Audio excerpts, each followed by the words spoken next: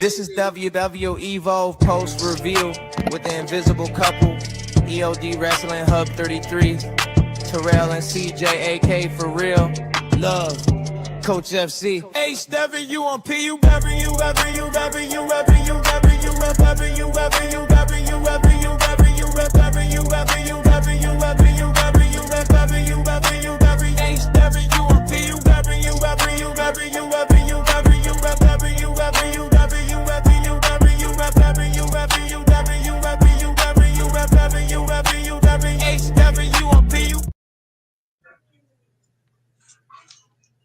Yeah.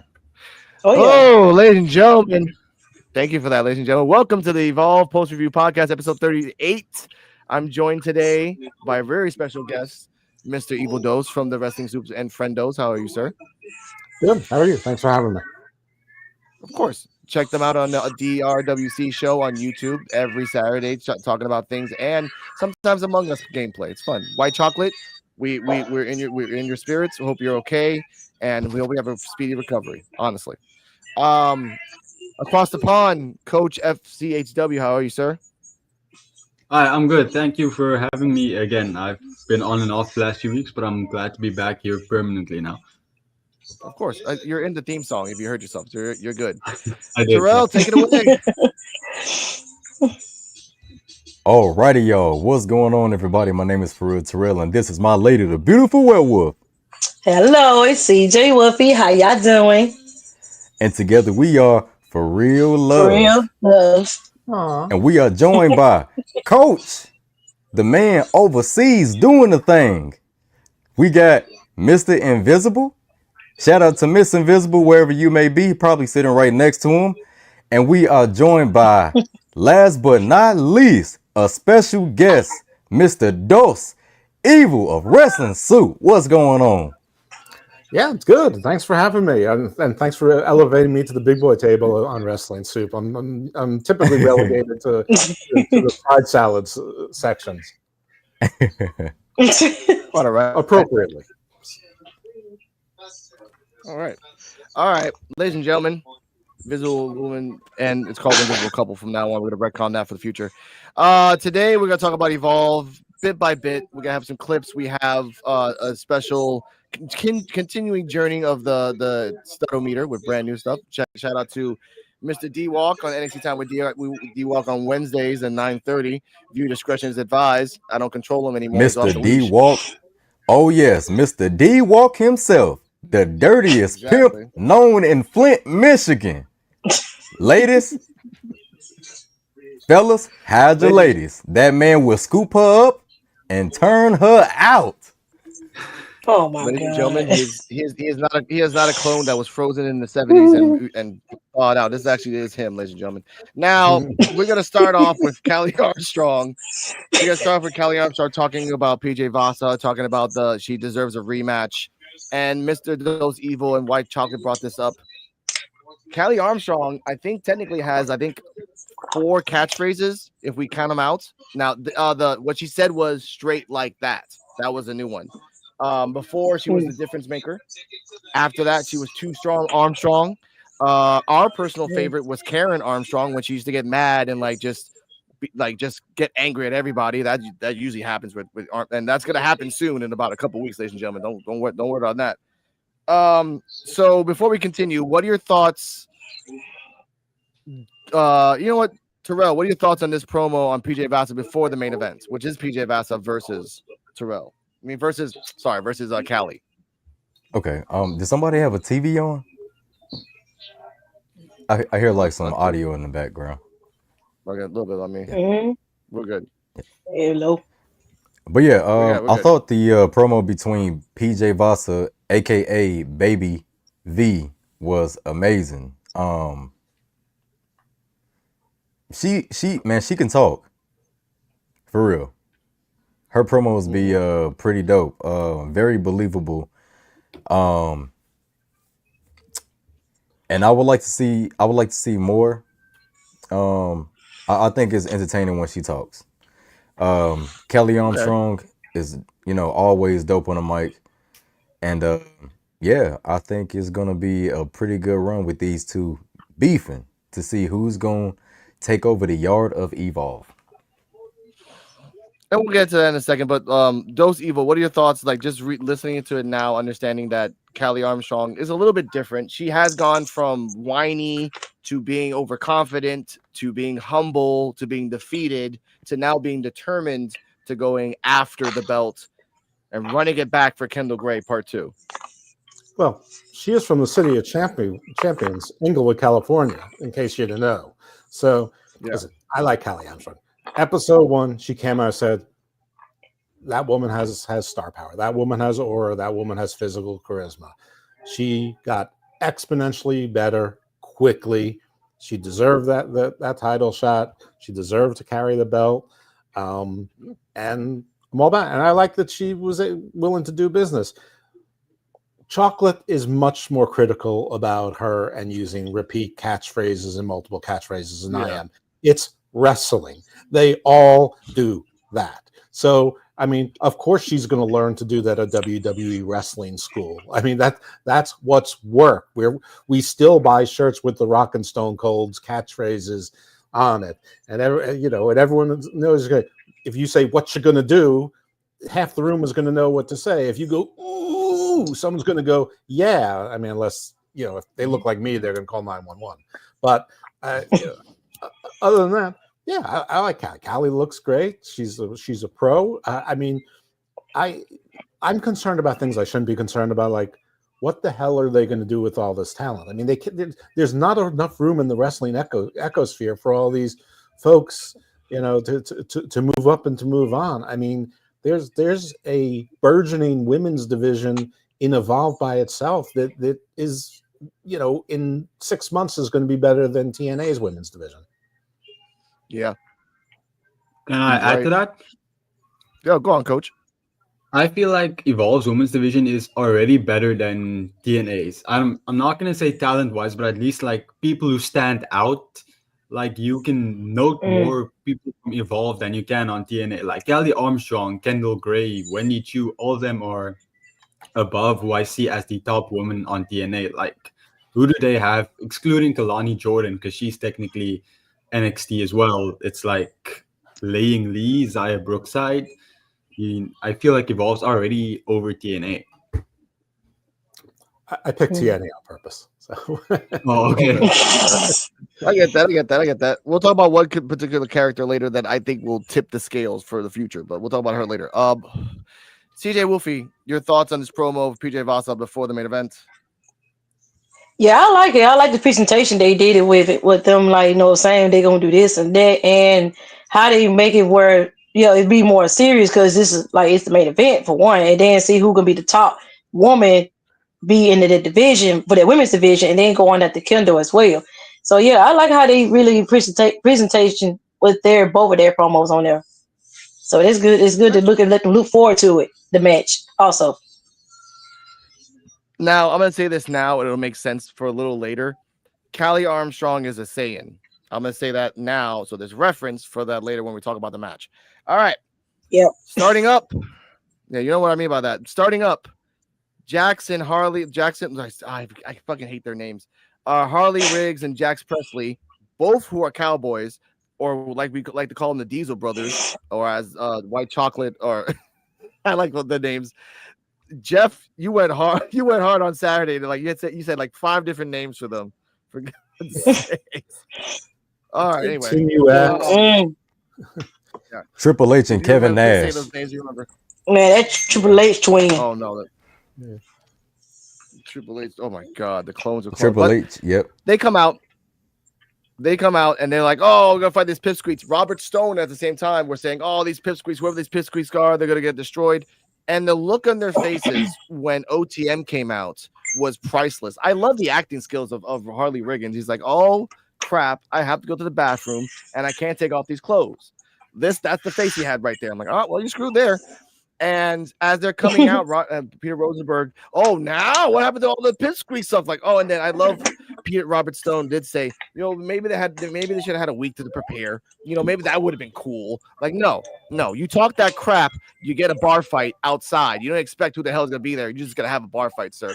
Match starts, and I wanted to say this when I saw this match.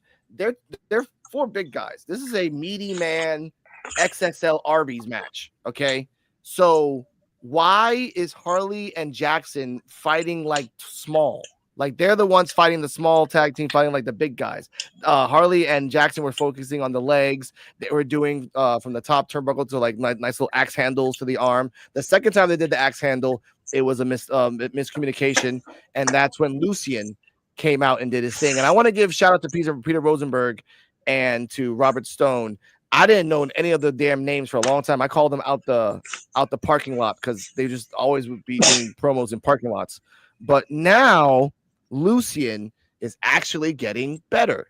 He didn't see that. He sure did not. And look at Riggins going right after his leg like they're on the football field. That's what you got to do. That's how you make a tackle. You go low. No, that's not how you do it. No, that's unnecessary. That's what these guys do. Okay, well, I'm just saying from a legal football standpoint, you don't want to. Peter, these guys don't play by the rules.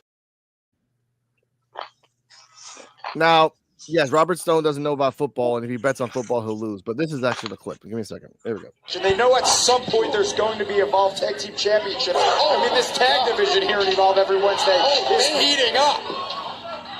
I got to tell you, I'm amazed watching Lucien in person. Watch out! I mean, he's not throwing around little guys. No, he's not, but he has a certain... Doesn't Lucien have an interesting poise, like a calm to it? It's like everything's moving in slow motion for him.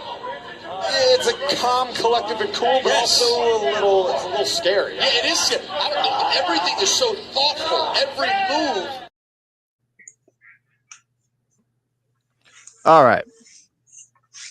During the match, they focused on Bronco's leg. After a while, they got the comeback. Bronco did a little bit too many G rides to them. At the end, they did their finisher to Harley Riggins and Jackson Presley. I will give this match a B+ for comedy, because when you talk that shit, you get that shit. And that's all I'm going to say about that. We do ratings, by the way, Jeff. So I'll go around clockwise. We'll get to you at the end so you have some perspective. Terrell, thoughts and rating of the match? I thought the match was pretty good. I will start with my rating. I'll give it a B+. Seeing the look on Jackson. Oh my God, what are the names again? Man, Harley and Jackson. Harley and Jackson. Seeing the look on Harley and Jackson, aka Triple H and Kevin Nash's son face, was pretty hilarious when OTM came out. Yes. Yeah, it was pretty hilarious when Out the Mud came out. Lucien, to me, has always been pretty like precise at certain moves that he do. And then Bronco just always been like the kind of like the aggressive force of Out the Mud. So it was pretty cool seeing the match. But other than that, yeah, they came up with the victory. Commentary always hilarious, and yeah, I finish off with a B+. All right, CJ Wolfie. Yeah, I'd say it's a B+ as well. It was a solid match between the two. And yeah, seeing them on it again, I kind of hope we see more in the future for them to put as a tag. And when they have these tag belts, they get on the run for that too. But yeah, Jackson Harley, that's his name, Harley. Yeah, Jackson Harley. Yeah, Harley Reid. Yeah, they got something going on too. But yeah, they got a long way, but they got something going too. They did pretty good too. So yeah, I'll get a match B+. Okay, Coach. I'm gonna give the match a B. I think it was fun. I do think this was a very necessary loss for Necessary Roughness, because previously they just beat all the smaller guys. They haven't gone against anyone like a really big team like OTM. And I think I said this in my video, when it comes to Adrenaline Drip, in a rematch, they can just beat Adrenaline Drip easily. In a rematch with OTM, it's actually going to be a fight. So they actually have to get new dirty tactics, get new dirty heel stuff to try and start winning against them. So I feel like it's going to be interesting to see how they come back, especially with what happened at the end of the show. But yeah, I think the match was a B. It was pretty solid. I just like what it entailed for Necessary Roughness. Okay. Dose Evil, aka Jeff, your thoughts and rating of the match, if you want to. I do want to, and I think I get the theme here. I'm going to give it an A, because I grade Evolve on a curve because it's single A. So I'm going to give it an A. Preparation H and Riggs from Lethal Weapon. I think the story was simple. They're normally the bullies. They're the bullies of but when the bullies see someone that's bigger than them, then they wrestle like chicken shit heels. And so I thought it was a very simple story. I think the facials were great. I love what Lucian is doing, and somehow he keeps his face cold. This is new. This is something he's been working on. He didn't look like the stone cold killer, but I mean, he looks like he looks. He's a big, scary guy, but the expression on his face, it changed it voluntarily, like a normal person does. But now he's cold. He's like Brother Muzone from The Wire. Like his facial expression doesn't change, and he's unhappy. Yep. And Primo is sort of the wild. But so I thought this was great. I love seeing Out of the Mud. Obviously these were their they're getting back warm-up matches before they showed up on NXT again, and I see big things for them. I love tag team wrestling. WWE does not respect tag team wrestling, so I love that they're actually paying attention to some teams, big teams. Nobody gives a shit about DIY. No one cares about the Motor City Machine Guns in WWE.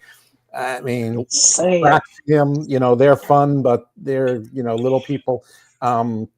So I love the future here. I can tolerate Hank and Tank. I like High Rise if they continue to exist. So this is fun.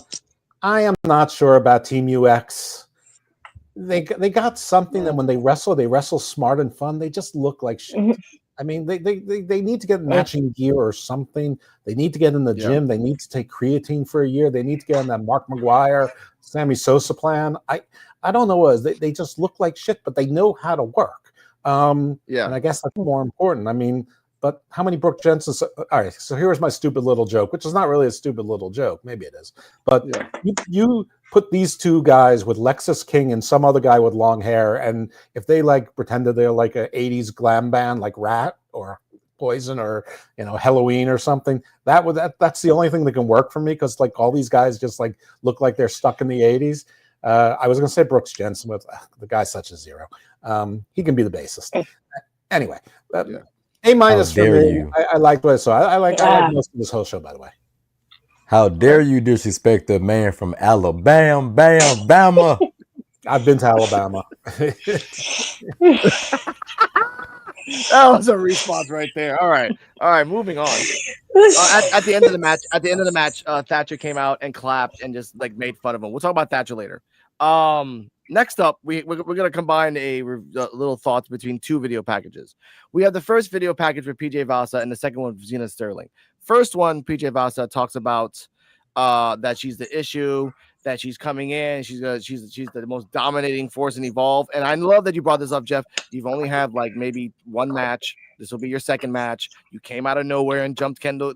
First off, you jumped Carly Bright. That's not really intimidating. Anyone could jump Carly Bright. Freaking Gintala did that.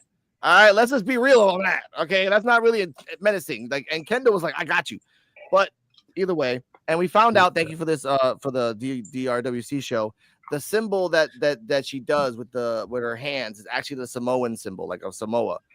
And then she used. And I remember that she used to do the up and down thing. I used to get me. It reminded me of Tate Wilder's. I was like, stop combining those two. But now she does that, so that's pretty cool. Next to the next one, we see Zena Sterling. She talks about that she is technically, which is kind of weird to say this, the youngest member of the roster on WWE right now. Youngest. Thea Hale was the youngest. Now she is the youngest. And she's done 24 hours on an escalator without stopping. She's never had any training. She has the perfect bubbly attitude, like Alexa Bliss in NXT voice. And then she switched to her Ukrainian accent, and oh my god, that was scary. And then Intimidating. It was scary. So let's go counterclockwise. Jeff, what are your thoughts on the PJ Vasa promo and the Zena Sterling promo? That again, cute and bubbly on the outside, but when she talks that Ukrainian accent, she's about to beat the crap out of people. Yeah, PJ's got it. PJ, whatever it is, PJ has it. So, what's more to say about that? And Evolve, it's short form stories. It's sort of like MLW, NWA. You crash, you come in, you make an impact, and that's story in and of itself. That's enough. Xena. So I don't know about if the co-host or the audience knows, but I review LFG with the legend Lufisto on the Wrestling Suit Network, and so I've seen Xena Sterling and PJ for 2 seasons on those shows. Xena came out like, what a surprise! She was calling herself the Oxymoron, and it all made sense, and it looked like just like the sky was the limit for her. And her coach Bubba agreed, and they started going on tour, and she was on his podcast, and she's probably making money hand over foot. And she just didn't get any better, and she started to get worse, and she plateaued. And now I sort of feel like if you were going to go see WWE on ice where there were actors playing wrestlers, Xena would be one of those. So she needs this. She needs work because, like, physically, she's perfect. She's beautiful, but she's big. She's broad. She's got those traps. She's got the accent. So she has it all, but she's almost too much of a satire. And I don't feel like that's WWE. Like when Santino Marella was around, like maybe then, but like right now, she feels more like she'd be more like in NWA or WOW or something like that. So I need her to feel more serious. Conversely, she faced Carmen Petrovich, who looked like a freaking superstar here. So this really helped Carmen Petrovich. I don't think it hurt Xena at all, but Xena, I was a big fan, and I sort of soured on her a bit, but I'm hopeful. I didn't know she was that young. I mean, I feel like Thea Hale is younger. I feel like Brad Baylor is like still in college. I mean, I mean, not that I really care about these people's ages necessarily, but I don't know. I feel like she was like in some technicality, like when Tony Khan said the Collision beat SmackDown in the demo in 1 quarter and said I think that maybe she was playing one of those games of like she's the youngest signed to NXT, probably directly from LFG or some technicality that she thread a needle there. I'm not sure. Anyway, I've said enough.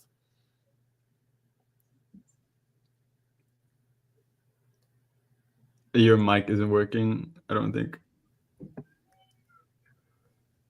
Thank you. You can say more than you want, Jeff. Coach, your thoughts on PJ Vasa and the Xena Sterling promo? I think you said pretty much everything there is to say regarding Xena Sterling. But personally, I really like her. I prefer these big, silly characters in wrestling. That's just my thing. So I really like her, and I don't mind that she hasn't really developed much because, well, this is technically her first appearance on like a wrestling show or like a weekly show. Well, I don't mind. Plus, it's evolved. She is here to like develop. She's not even on NXT yet. So I don't mind, but I am a really big fan of her. I really liked her on Evolve. She was my winner pick both seasons. Fortunately, I should not be a betting man. But yeah, I really like her. And then yeah, PJ Vasa, she's really cool. I don't get why we had to change her name, but the name is still a cool name. But yeah, I like her. I have more to say in her match later. Not a lot about this promo, so I'll get there then. Yeah. Okay. Oh, that's fine. That's fine. CJ, we'll figure your thoughts on PJ Vasa and Xena Sterling. PJ Vasa's promo, like when I first heard her talk, I like, yeah, she was like, she could be another Jacob 2, a female Jacob 2 with these promos. So I said that was gonna be good. So I'm looking forward with her promos and stuff and her matches and everything. And with Xena Sterling, she seems like she's pretty cool. I like her well, how she did in the ring in her upcoming match we're gonna talk about. And well, personalities is different. And yeah, I would like to see she got a little rough side with it besides the Ukraine. When she started her Ukraine accent, I want you to got a rough side to it as well. So yeah, we're looking forward to it. Okay. Terrell, before you answer your thoughts on PJ Vasa and the Xena Sterling promo, a question on top of that. With proper training and with some good matches in the next 4 years, can she be the next Rhea Ripley? She's got the weight, she's got the height, she's got the if like she doesn't even need an accent. Just talk Ukrainian when you want to talk your shit. Like that scares people. Yeah. So your thoughts on that, Terrell? It could be possible, but she will definitely have to tap into something else that we have not seen her do yet, especially if we're talking about getting on the level as Rhea Ripley, because Rhea Ripley is like if China continued to stay in the WWE, and like during the Ruthless Aggression era, she was just over. Mm-hmm. That's what Rhea Ripley is right now. That's like a what if.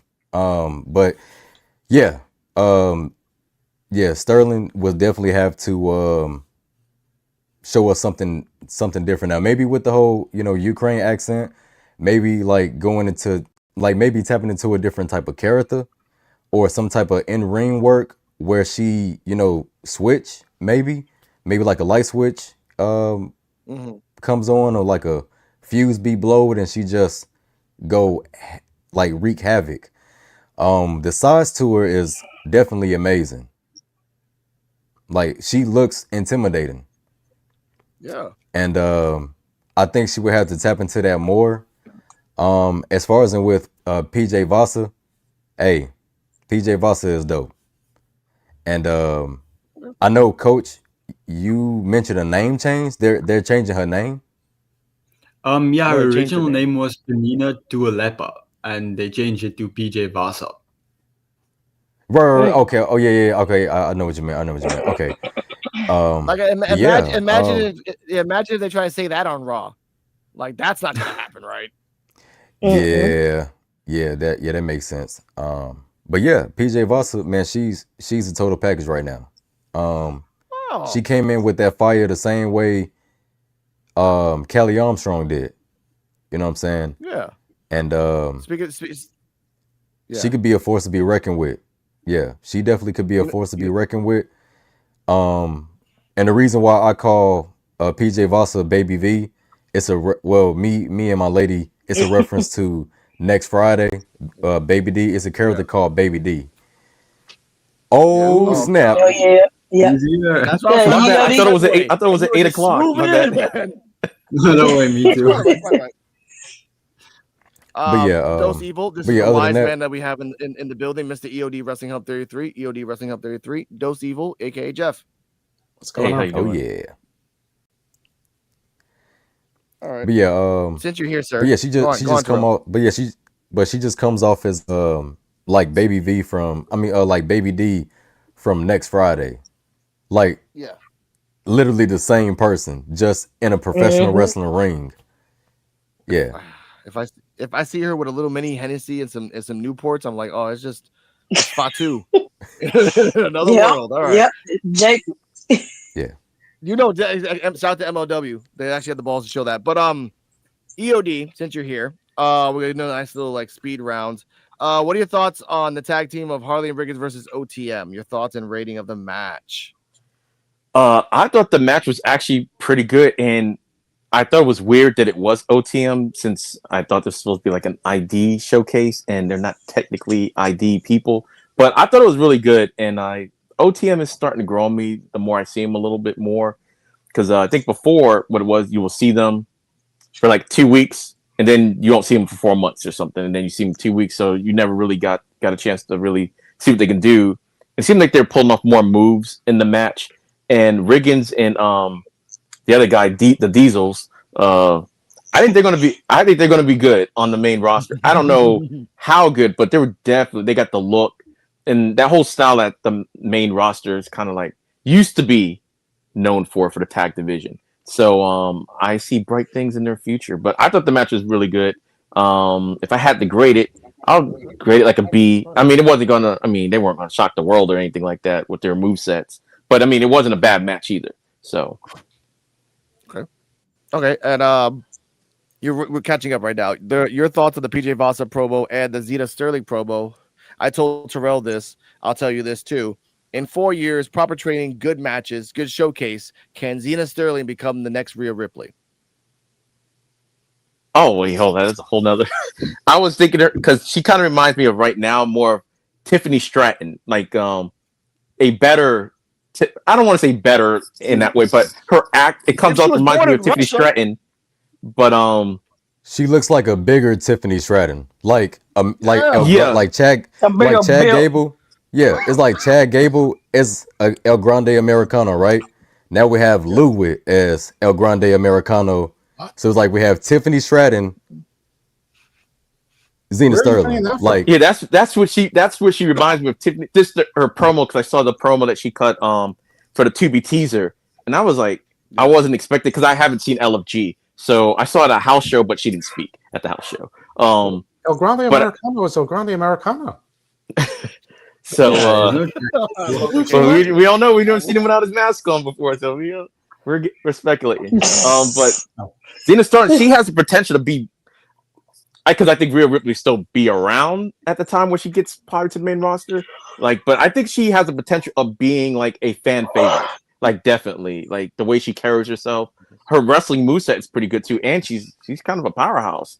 Like, you wouldn't, like, just by looking at her face, you wouldn't think it. Then you see the complete package, and I'm like, yeah. And she looked like she could probably cut a promo too. I haven't heard a full promo, but the Tubi teaser was pretty good. So yeah, I think she could be really good on the main roster if she could get there. That's the other thing. If she could get there, like good matches, like a last woman standing match, NXT Underground match. Like if you've done the 24 hours on an escalator without stopping, that means you have the Sami Zayn endurance curse. So that means you can just go for 15 minutes. If you talk your shit, you gotta walk your shit, ladies and gentlemen. New catchphrase. Next up, Xena Sterling versus Carmen Petrovic. Carmen Petrovic had her own promo. Oh, you have all these awards, but you can't. I'm not gonna. Whatever. I don't care. Whatever. It's freaking Carmen Petrovic. We've heard the same promo in NXT and everywhere else, so there's not being anything great about this. This match lasted exactly. I have the number here. 4 minutes and 59 seconds. Yay for Evolve and trying to squeeze in 4 other things. Xena took control with a test of strength to start the match. Petrovic lost, but was able to slip out and apply a headlock. She went for a double underhook suplex into a submission maneuver, but failed to tap Petrovic. Carmen came back with a series of kicks, followed by the Petrifier for the 3 count. That was it. La-dee-da. I want to give this match a C because Carmen Petrovic is in purgatory. She's you can see her in NXT, but she only works in Evolve. And Xena Sterling was good, but a 4-minute match I didn't like it. For me. Dose Evil, your thoughts on the match and rating? Ooh, rating. I remember my curve aspect, but I think C plus, which doesn't sound like much of a curve next to your C. I don't think it was much of a showcase match for Xena. I wasn't really impressed by her work. She looked a little clunky. Carmen had a carrier, and I'm not sure that Carmen's up to carrying her. Her finisher, the Petrifier, looked great. I think she looked great. Yeah. She had a 6-pack. I mean, I was very impressed with Carmen. And you're right, she's in purgatory. I mean, on one hand, I don't get it, but on the other hand, of course I get it. They have like 40 women who are ready for the main roster on NXT, and then 12 more in Evolve, and there's only so many people that you can loan to AAA and to TNA at a time. But like maybe she'll find her feet in one of those. I always sort of wanted her and what's Xia Li's character's name in TNA? Lei Ying Li. Yeah, I think they'd be an interesting tag team because they're both sort of like sword people. So that I think that it's funny because you were talking about Xena with the Ukrainian accent when Carmen said Petrovic and she went into an accent that was like, and the sword. Like, I know she's sort of like supposed to be the widow from Kill Bill, but she's sort of a face, so it doesn't match. With her accent, she should lean into it, and she should do a Black Widow thing like from the Avengers. And then when she's a face, she can be the White Widow, whatever, and lean into that accent and stand out a little bit. Because right now, she's just a particularly athletic, blonde bombshell in a place where they have no shortage of blonde. I mean, the only place there's more blonde bombshells is on what was the guy from Playboy? What was his name? Hugh Hefner. Hugh Hefner's like wall. The photos of ex sort of wives. That's the only place where there's more blonde bombshells. So he answered that very quickly. Yeah. Hey, all you gotta do is I'm old. Yeah. All you got. Yeah. Go on. That's it. But I don't. The Rhea Ripley thing for Xena Sterling. I mean, that one, like, to see her being successful and to see her being Rhea Ripley, like, I think maybe more Bailey than. But anyway, that's not the question posed at the moment. No, I know, but like, I don't want her to be a Raquel Rodriguez where she's just there and she's useless. Like, I don't like. I see actual future for Xena. Raquel is just there because like we need a tall Latina. You're there. We have a small Latina with Roxanne, but that ain't gonna work out. Also, before we continue, we're gonna talk about a showcase character that's gonna come out later on a promo. But am I mistaken? But isn't Shiloh Hill dating Roxanne Perez, not the other guy that we're gonna talk about later? No, Drake Moreau. No. Yeah, it's Okay, my bad. Road My at bad. City. I thought it was Shiloh Hill.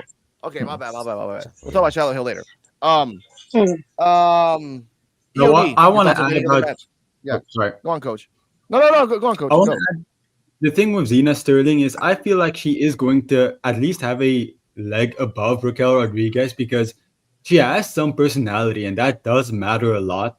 Raquel, as good as she is, she sometimes feels very bland, very stone faced. So even if Zena Sterling isn't that successful, I feel like she'd at least be on Raquel's level because she can stand out in the personality aspect. True. And Yeah. added on bonus, if Natty, if you're listening, I know you're not listening to us, but Natty, if you are listening, take her to the dungeon. A big girl that can do technical stuff on the fly. That's something we have not seen in a very long time in wrestling, and that can be something different for her. Nice little big ass, a giant Daniel Bryan. That could work for me. But EOD, your thoughts and rating? To me, like I said, I'm not an LFG guy. So to me, I thought it was a showcase for Zine, and because it's Evolve, I'm like, it was good. I like the match. You're right with Petrovich. It's like she's an NXT person that's kind of stuck on Evolve, and I don't know why, because she doesn't really have anything to do on Evolve either. So I don't know if it's maybe more of an experience thing. Like you were saying, like trying to carry the match type of situation, even though I don't really know if that worked that well. But to me, and I did like the most thing about the match I did like was the commentary, because they were explaining, it's like, okay, well, if Carmen was the beater, then it's like, yeah, you should beat her because she's a rookie. But if Xena beats you, then it's like, I like the fact that, okay, logically that all makes sense. It's like there really was no upside for this match for Carmen to begin with, because yeah, you're supposed to win. If you lose, it's like, oh my god, you lost to a rookie. So there's really no upside for in the match. And I like the fact that they at least acknowledge that and everything. I do think the right person still ended up winning in the end, but I was impressed from what I saw from Xena a little bit. Like I said, for me, it was kind of my first time seeing her and Evolve, so I'm looking at it more like it's your first match, even though I know it's not her very first match. So I'm like, yeah, it was decent. I was kind of entertained.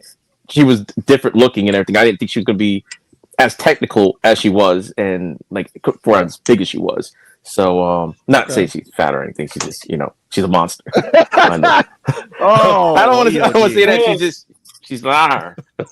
So no, we know what you mean. No, okay. Yeah. No, it's okay. No, because I almost like what Coach did in your stream and everything. I was like, wait a minute. I said it out loud. I was like, wait a minute. Let me. So, but yeah, I would give the match like a B- if I had to do anything with it. But yeah, I thought it was good. I was entertained. Okay. All right, Coach, before we get to you, we actually have a video clip. Here we go. She learned from Hall of Famer Bubba. Think of how tough she must be for Bubba to put the stamp on her. And you know a little bit about how tough Bubba Ray is with all the time you spent in the ring with him. Yeah, I certainly do. And it's not something that I really want to get into or talk about, but let's just say I still have his handprints somewhere on my body. As you see. That was a long pause. That was a long pause there, Peter Rosenberg. But anyway, Coach, your thoughts and rating of the match. I'm not upset with what happened in the match. I was just very confused initially because everything that happened made it seem like, okay, this is our introduction to Xena Sterling. She's going to be this new women's wrestler, and then she loses to Carmen Petrovich. That I don't think there's anything wrong with losing to Carmen. It was just very confusing because they gave her a promo package. They build her up so much, and then she lost. Now, I feel like she's going to be fine. I feel like it makes kind of sense for her storyline because she's like, everybody assumes she's an idiot, so her losing and now having to prove she's not could kind of be interesting. But then for Carmen Petrovich, yeah, like everybody said, she's kind of in purgatory.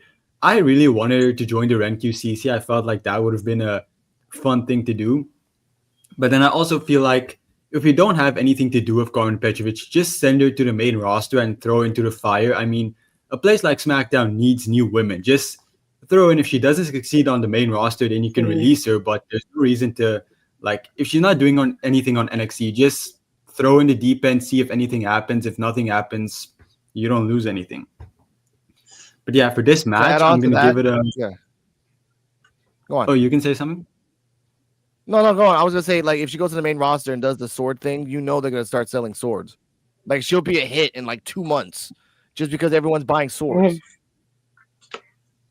Yeah, then just do that, because she's not doing anything on Evolve or NXT. She's just there. She can do something on the main roster, even if it's just be a warm body, then that's something for her. But for this match, I feel like it was good. I want to see more of her, so hopefully this victory leads to like bigger stuff on Evolve for her. Otherwise, I don't want to see her be like OTM and just appear, win or lose every now and again and disappear. So I'm hoping this leads to something more to her. And then for Xena Sterling, yeah, I think it was okay. She doesn't lose anything, so a B- match. Okay, that's fine. That's fine with me. CJ Wolfie, your thoughts and rating of the match? Yeah, I liked it. It was okay, it was pretty decent. I give it a B minus also. And Xena, she was kind of a little here now in this match though, but this is my first time seeing her. That's her appearance and in the ring. She was okay. I hope she can show more in later in future. But Carmen, yeah, Carmen might need. She most likely, like what Coach said, she more likely need to move to the main roster or something because she's just staggering around NXT and involved, which really she should have been on the main roster already. Like, yeah, just trying to see if she can prove herself, go up there. But yeah, they need to find stuff for her instead of being just laying around, evolve or something. Yeah, she needs something more. Yeah, I'll give you that. Terrell, before you give me your thoughts and rating, this is something that I found out from Fightful Wrestling. I listen to the NXT podcast when I'm doing some work. When you go down to Evolve, you get a pay cut in wrestling. When you appear in NXT, you only get maybe about the 5 to 10% something. That's it. You don't get when you go to a match and when you actually have a match, you get a little bit extra. So that's why I call her in purgatory, because when she's in Evolve, you get a pay cut. But when you're on NXT in the background, you don't really get paid. But Terrell, your thoughts and rating? Dang. Man, that's some news right there. But what I will say is that Carmen Petrovic, she has the talent to be on the main roster. Why she's not on the main roster, I have no clue. You know what I'm saying? She's a technical wrestler. Love my technical wrestlers, man. But I think she's not being used to the potential that she could be used to. And I feel like it's some more potential that's there that she's not displaying. I feel like there's more that could be unlocked if she's around the right person, aka Natalia, aka Natty if you're nasty. No, I'm playing. Get her to the dungeon. I say get her to the dungeon. Let her take some time. If she's not getting paid being in the background of NXT or whatever the case is, man, just let her take some time to go to the dungeon, man. I think she would be dangerous if she went to the dungeon because she already have the skill that it takes to be a good wrestler, but she's just not being used correctly. Going up against Xena Sterling for this to be her first match in Evolve, it was pretty cool with how they presented her. But I feel like if they was going to have her lose to Carmen Petrovic, which, she lost to a devastating finisher. I love that finisher. It reminds me of Trouble in Paradise.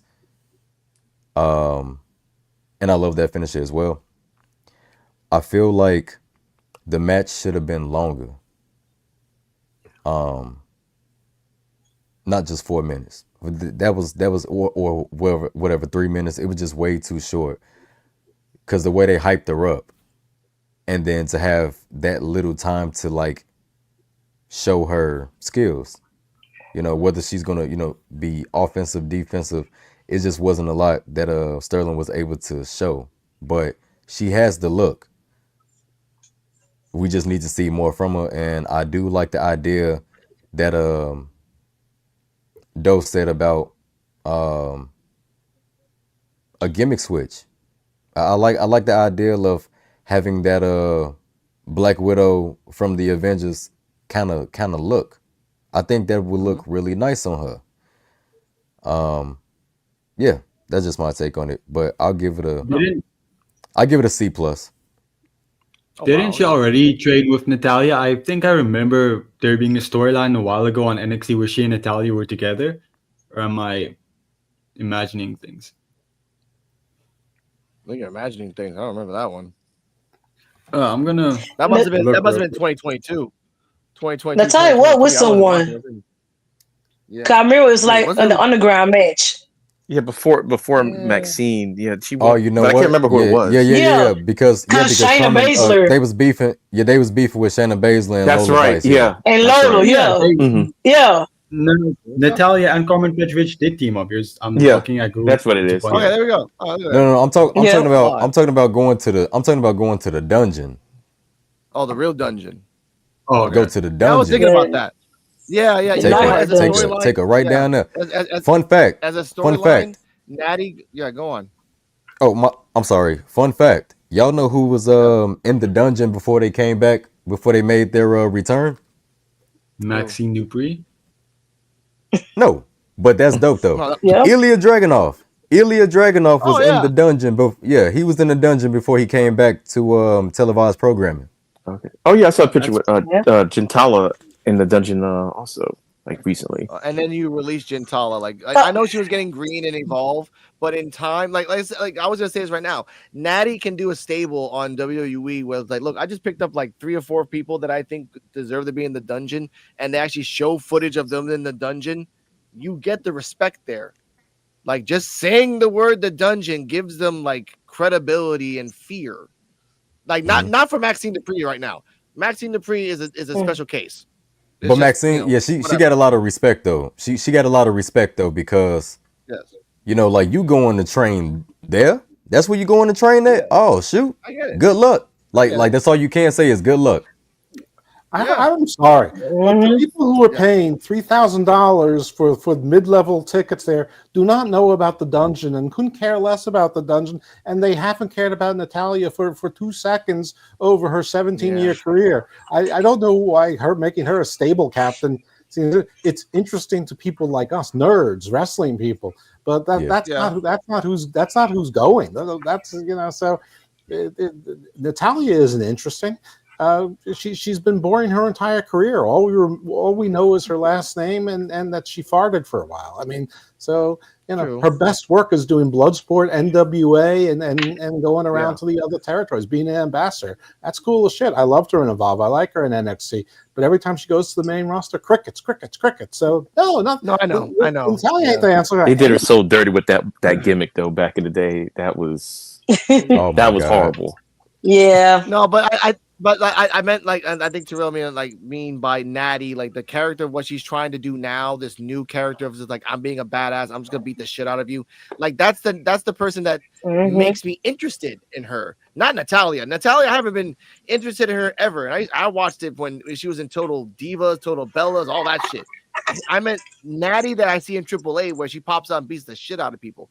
That's who she's got a weird lesbian relationship with her sister.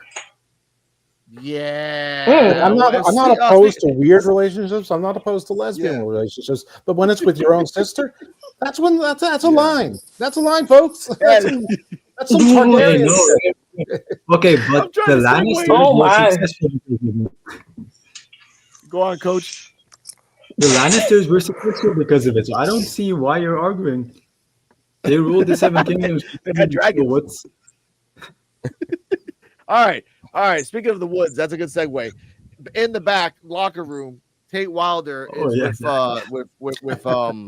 with Trill London, and since Cardi M and he and Invisible Woman, every time we talk about Tate Wilder, Cardi M somewhere, my partner, my girlfriend, does this.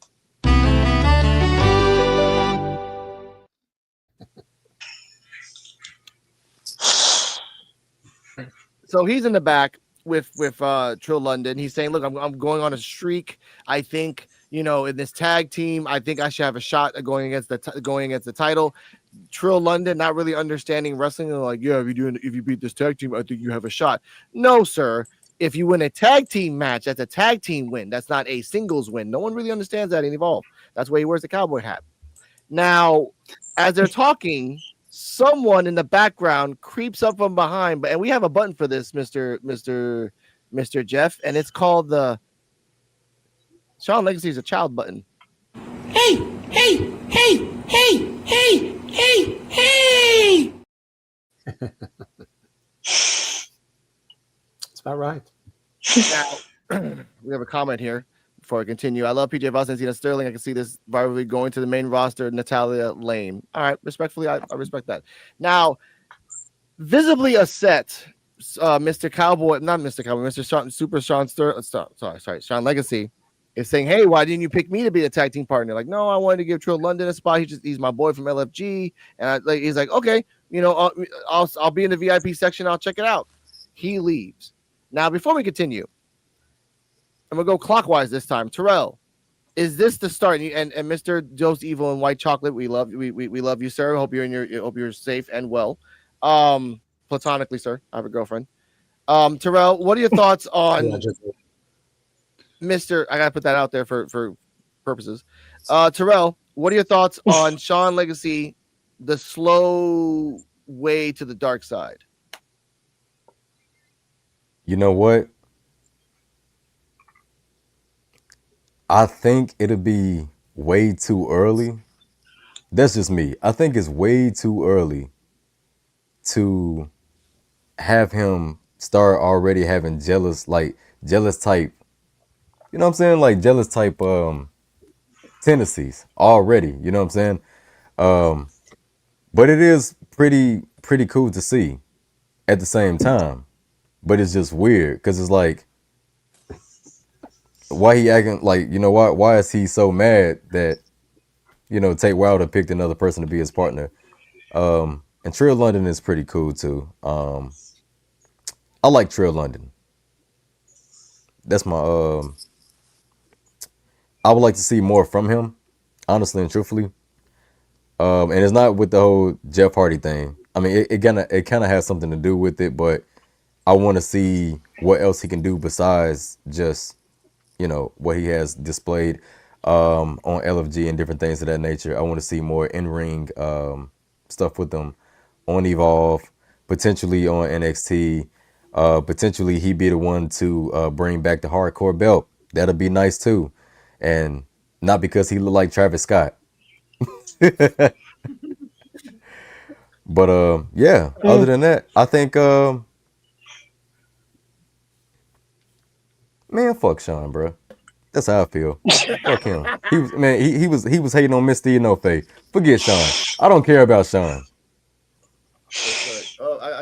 It's still F you, Sean. You talented, but it's still F you, Sean. Oh my god. You know what? No, it's okay. First off, this button hasn't been pressed in a while. That is absolute facts. But no, man, Sean, his wrestling ability as a heel will be crazy. He's gonna be dangerous. Okay. All right. CJ Wolfie, your thoughts on this?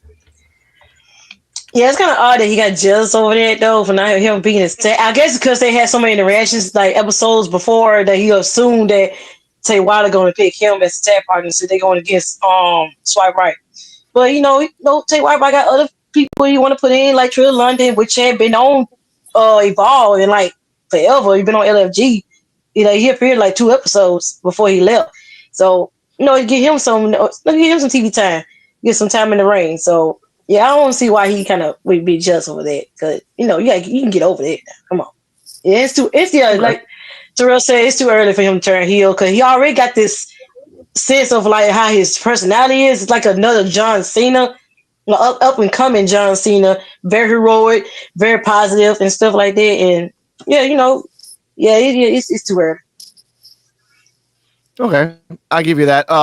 By the way, before we get to Coach, the two times they popped out was a defeat against Harlem and a defeat against Keanu. Back in the days when we used to press this. Back in the day, we used to press this button. You want to know what's in this backpack?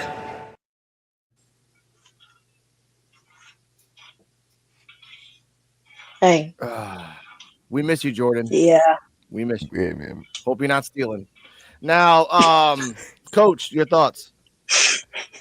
I I would disagree with the fact that you say it's too early for Sean Legacy. I feel like he's kind of lost his identity because I said this in my video. I feel like Tate Wilder is slowly taking that position that was Sean Legacy's as like this main character of Evolve.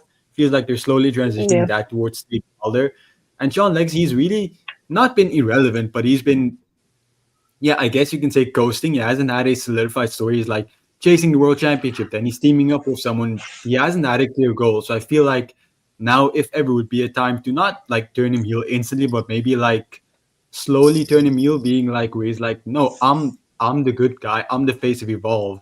I should be getting all this opportunity. And then he feels like he's a baby face, but he's actually slowly being healed. But yeah, I Yep. did like this. I feel Yeah. the guy that said Trill London is just a black Jeff Hardy. I don't think that matters all that much because not everybody people who try to be Jeff Hardy don't always succeed. So he's either gonna fail or he's gonna succeed. A lot of people have tried to be Jeff Hardy and it just hasn't worked out. And I feel like Trill London, you can see a bit of it there. I feel like out of everyone recently who has tried to be Jeff Hardy, I can see him succeeding the most. Plus, it's just cool to have another Jeff Hardy. So I don't really have a issue with someone trying to be it and if they succeed.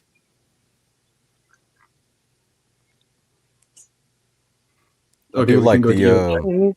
Or yeah, I do like what you said too, Coach, because I would like to see a delusional Sean Legacy, like the good guy syndrome thing. It's like I'm the good guy here, but it's like he's so delusional that he can't see that he's doing really bullcrap things. I like it.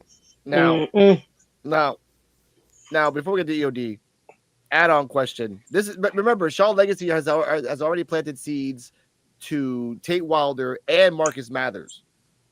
So if Marcus Mathers does the same thing to him again, you know he's gonna snap. So EOD, your thoughts on this promo and the slow descent to madness to evil Sean Legacy? All right. First, for me, I think the premise is wrong.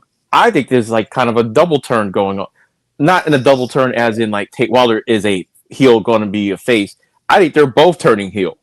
Both of them. Tate Wilder is getting a little cocky. And yeah, Trill London's his boy. But why did he really pick him? Oh, he's got the step of approval from some LG legends, people, aka more important than you, Sean Legacy. And I'm going to use that instead of you. You're just Sean Legacy. This person has LG coaches on his belt saying, "Hey, he's the guy." So I'm thinking, and the move said Tate is getting a little cocky. Sean, as we all keep saying, he's probably like the closest thing to like the John Cena vibe. And the one thing they do, like they did with Braun Break before they brought him up, they made sure he could do face work, comedy work, and heel work before they brought him up. Because sometimes you got to change your character a little bit, and I think this might be the way to get that heel Sean Legacy character eventually. But I think they're doing the same thing with Tate Wilder. To me, I think they're both slowly turning heel. So, but I like it and everything, and I think all y'all are right with Sean Legacy. He's gonna be that Kurt Angle type of heel where I'm not the heel, I'm the good guy in all this, even though you're really the heel. I think Sean Legacy, that's the type of heel he'll actually be. But I like the segment. I like the little slow burn. So. Now I can imagine him like getting a chair and then slamming someone in the back and then turning around to whoever the GM is like, "Oh, no, he attacked me first. Like I'm just trying to be like I'm defending him." Like, no, sir. Hey, we have. I call it now the Kalani Jordan, Kalani Jordan mindset, because everything Kalani Jordan said in her promo was absolutely right. Oh, Dom, he cheats. Y'all cheer for him. Cody Rhodes, he cheated. Y'all cheer for him. I do it. Now there's a problem. You know, I think Sean Legacy is going to be kind of more like that. So. Yeah, I like it though. I like it. All right, Mr. Evil, your thoughts on this promo? Well, actually, yeah, the backstage. I agree with the coach 100% on what he said about Trill London and Jeff Hardy. I mean, people have compared LA Knight to everybody on Earth, and so it's just a rip off of that. If it was that easy to copy The Rock and Stone Cold Steve Austin, don't you think everyone would try it? Oh, they have. Mr. Kennedy, a million people. I mean, so it doesn't work all the time. I agree with everything that EOD said about Sean Legacy, including the speed of it, and that you've got to play different characters before you raised up. I think there's a chance that Sean Legacy skips NXT. When Lexus King came down to Evolve and face Sean Legacy, and Sean Legacy had to lose to that clumsy oaf who can't wrestle despite his father. Sean Legacy carried Lexus King. It looked like Lexus King was the rookie, and Sean Legacy was the so. And I think his heel turn is going to come faster than we think. I think it's going to come this Tuesday night, or at least the catalyst is this Tuesday night on Gold Rush 2. I forgot about NXT. But yeah, I think it's right. The only thing I would add to Tate Wilder is, of course, he would make a decision that doesn't make any sense because everything he's done makes no sense. Right to the point of shaving his mustache and now starting to grow that cheesy thing right back again. Yeah. You did talk about that. You have been expressing that over a countless couple episodes on your show. What kind of he wears like a vest that you wear like when you're on a jet ski, a water skiing. It's like this. That's not a cowboy. That's Aquaman.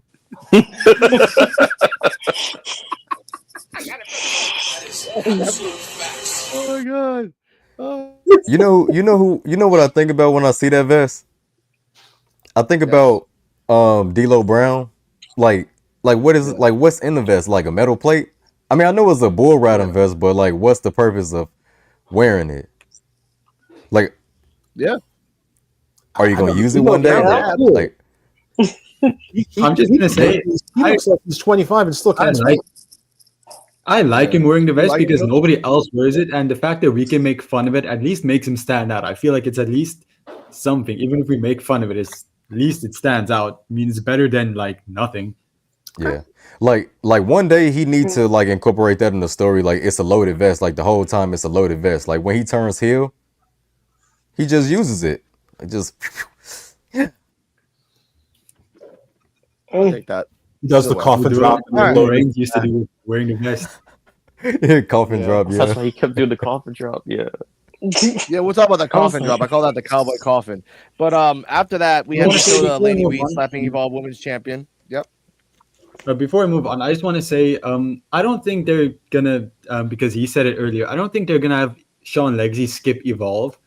I mean, skip NXT and go straight to the main roster because NXT's men's division is in desperate need of people. I feel like anyone from Evolve who goes up will immediately go to NXT just because they're so desperate for more men's talent. I mean, they're keeping Trick Williams and Obafemi back already just because there's nobody else at the moment to carry what they have. So I don't feel like anyone's going to skip NXT if they come up from Evolve.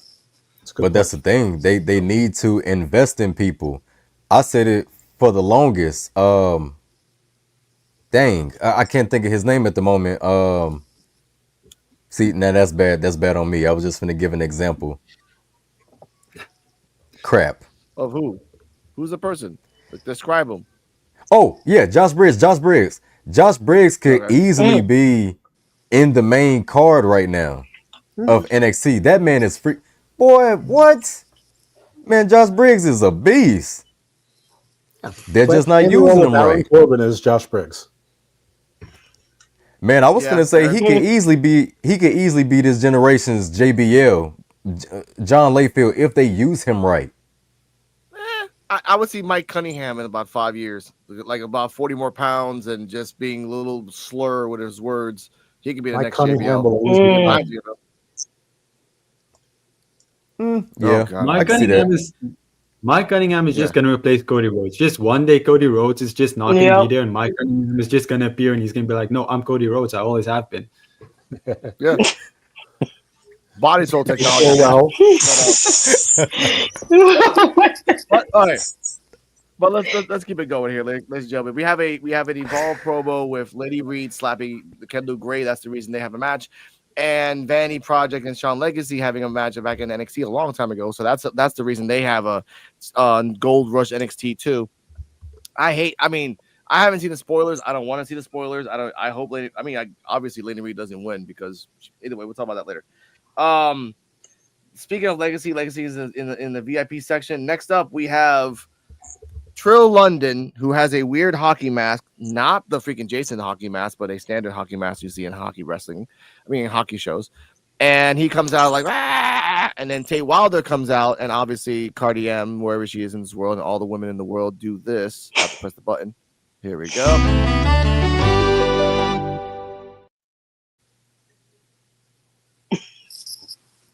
It's Matthew McConaughey right there, man. I know. Tate Wilder. Swipe right. Yes, against Swipe Right with Jackson Drake. Really happy. Now, ladies and gentlemen, and Mr. Dose Evil, we kind of like focus on Jackson Drake because when he talks in the background, he's very happy. He's very happy when they win. The second somebody loses, you got to listen to what he says because he puts all blame on everybody and everything except himself. Obviously, he did nothing in this match. But before we get to the match, ladies and gentlemen, when you're tanned and jacked and ready to attack, or you're weak and frail and ready to fail, it's time for the Studometer Classic Edition and Journey. If you're not tan and jacked and ready to attack, or if you are weak and pale and ready to fail, then this is not the place for you, because it's time for the Studometer with its go.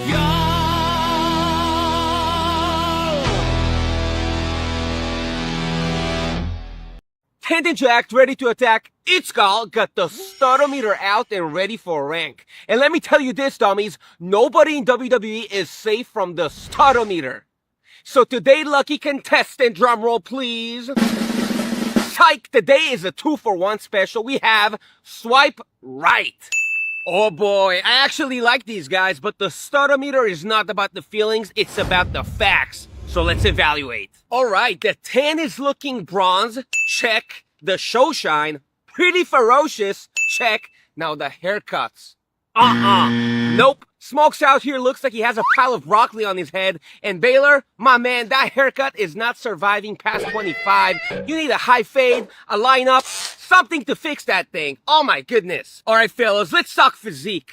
What I'm saying is that you need to hit chest day, best day, 4 days a week, prescribed by Dr. Itzgal himself, because with a name like Swipe Right, there better be 315 on the bar to back it up, dummies, alright? With that being said, I do enjoy watching these guys in the ring. Come on, look at that. I'm getting some serious stud vibes. So final verdict, Swipe Right is getting 7.7 on the Studometer. Let me say this. These two are the highest ID talent rated on the Studometer, besides myself, obviously. There's a lot of potential, boys, but there's a lot of work to do. So let me know who do you want me to rank on the Studometer. Until the next one, dummies! Can I just say, Ooh. I really want to see, it's everybody. and show off one day. He will. But since Mr. Dose Evil did your thoughts on Swipe Right Studometer? The Studometer is a 10. That's sure. Swipe Right, I think he gave them a heel grade on that one. I think he was a little favoritism there. I would put Swipe Right 5 tops. Okay. And I would take I would put Baylor at a 3 just for that haircut alone. Just for that Adam Rich 8 is enough haircut. Yeah. Now we thought he was biased. He also, if obviously if you can come back to the next episode, we bring back Adrenaline Drip. They made fun of Cappuccino Jones's hair and the cartwheel, and they gave him like I think a 6.8 as well. Like that haircut. He critiqued the hair. He critiqued the hair, but he's like, dude, his abs are on point. Jack and Cartwheel's abs are on point, but why the hell do you cartwheel? It doesn't make no damn sense. And Cappuccino, you've been drinking that sugary substance all the time, and your hair looks like the guy from Lilo and Stitch. So I was like, that's messed up. First off, but yeah, that's what I mean by that. Like we thought he was biased, but after all, like again, that was an empty screen that you saw, Mr. Jeff. He actually he gave freaking Shawn Legacy a 4.5 as well. He gave him a crappy one. 4.5. Well, damn. Okay, I guess that was equal. But oh my god, here we go, Mr. EOD, classic. Remember, what are your thoughts on this? He didn't have to do my boy Zach Morris, aka Brad Baylor, like that with that haircut. But that wasn't any better. But as always, the studometer was good and everything. And I agree with I agree with you. Like he was a little bit biased on this one and everything. I didn't think they would rank as compared to the people that he has ranked on the show. That's kind of a high score, and I don't know. I mean, it's better than what I would have got on it, but I'm just saying. I think the score should have been like a little bit lower compared to what some of these other guys got. Like Sean Legacy, that was completely biased for Sean Legacy. Like, but at least it wasn't Rosenberg. He didn't give him Rosenberg. 1.5. 1.5. Remember that. Gabe Rosenberg a 1.5. Mr. Coach, I think you were here during the swipe right one. So what are your thoughts on this? What was Jackson Drake's rating again? Like, did he get higher or lower than? I think he got higher. He got higher. Yeah, He like like a 9.2, 9.3. Okay, good. Because I'm not gonna say. I like this. I feel like the studometer is always good. I don't understand why the ones on Evolve isn't as good as the ones he makes himself. And like I said, I really want to see It's Gal and Joe Henry have like a face off with their videos. That would be incredibly funny, I think. Because like Joe Henry also does these weird stuff, like his entrance songs when he mocks the wrestlers. But yeah, I feel like It's Gal, he has a lot of potential. They should just utilize him more. Because like ever since that tag team stuff didn't work out, he's kind of been floating too. And they're not very consistent with doing something with him. But I want to see more of him. I feel like he could be a really solid main event level player if they just utilize him in that way. Okay. Before we get to CJ, It's Gal's weakness is you calling his stuff AI. Like he likes it when you call it AI and stuff, but Joe Henry could just make a straight up AI video of him just like making fun of him. Like just he makes fun of himself with the creatine powder. That's just wrong by It's Gal. But either way, CJ Wolfie, your thoughts on this? Lord, it was hilarious as always. I liked it. And they had do Ricky like that, Ricky Smoke's head like that with that broccoli. But the rate, he'll probably been biased. But yeah, they would have got a little lower than that. I'll say like 6 or 5 maybe. But yeah, it was good. It was good as always though. It's Gal studying me always been good. Okay, I'll give you that. Terrell, your thoughts? Yeah, that was too much of a high rating for Swipe Right. I would definitely say maybe a 5, 5.5 at most would have been fair. But yeah, man, that haircut for Brad was crazy. It gives it with the haircuts, it gets me every time. And then Ricky Smokes, that was just crazy. He's not wrong. He's not wrong. I mean, obviously, and to bring up classics, Thatcher, he got a 6. I think Tommy Dynamite, he got a 5.5. His partner got a 4.7. Jamar Hampton got a 9.7. Would have got a perfect 10 if it would have had matching tights. It's Gal's words, not mine. So yeah, I want to put that out there. Cappuccino's was still the most egregious haircut, though, when he gave him that Zach Morris. That was bad. Yes, oh my God. You deserve a 1.5. Oh, before we get to the match, let's see the journey of It's Gal try to find a tag team partner. Tandy Jacked, ready to attack. It's Gal has been looking for a stud all over Israel, and it seems like they don't have a single stud in the Holy Land. I don't know what to do over here. Is it deodorant? I need you to tear my bag. I think I found one. You know what? Never mind. Gal! You know how important a good back tan is, right? Absolutely. You can't be tanned everywhere else and have a pale back. So can you tan my back? Absolutely. We gotta get it bronze. Exactly. Mint condition, right? We're gonna take it from average to savage. Check this out. Hey, watch the hair. Oh, my fault, dude. Come on. My fault. I got you. Oh, yeah, get that tanner on there. Do it. Don't even leave a spot. Oh.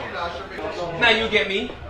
I'm going to need the rest of this tanner for myself. Plus, you know what? This Sheamus stand is really working for me. Sheamus stand? Yeah, thank you. See you later. Masterpiece. No, I can't win here. Damn. Oh, Hey, he I have wrong not for seen that. that. That was a blind He reaction wrong for immediately, ladies and that. gentlemen. Oh my God. Sheamus Not the did. Sheamus And he Tan. actually Seamus did a stutter Tan. on Sheamus too. Oh. Okay, Mr. Oh. Dose Evil. Oh no, let's go counterclockwise. Your thoughts on that?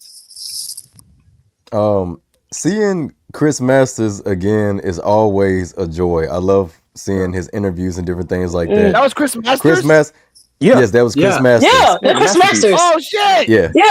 Yeah. Yeah. Yeah, Chris Masters. It's so nostalgic seeing Chris Masters, man. But yeah, it was funny, man. He didn't have to do his goal like that though, like hitting him with the oh no. I'm not gonna give you a spray tan. The Sheamus skin looks really nice on you. He wrong for Sheamus, that. he was like, Sheamus skin, He what? wrong for that. He wild And for then like that. the way he was like demanding him, like, hurry up. Yeah, spray it on that. Yeah.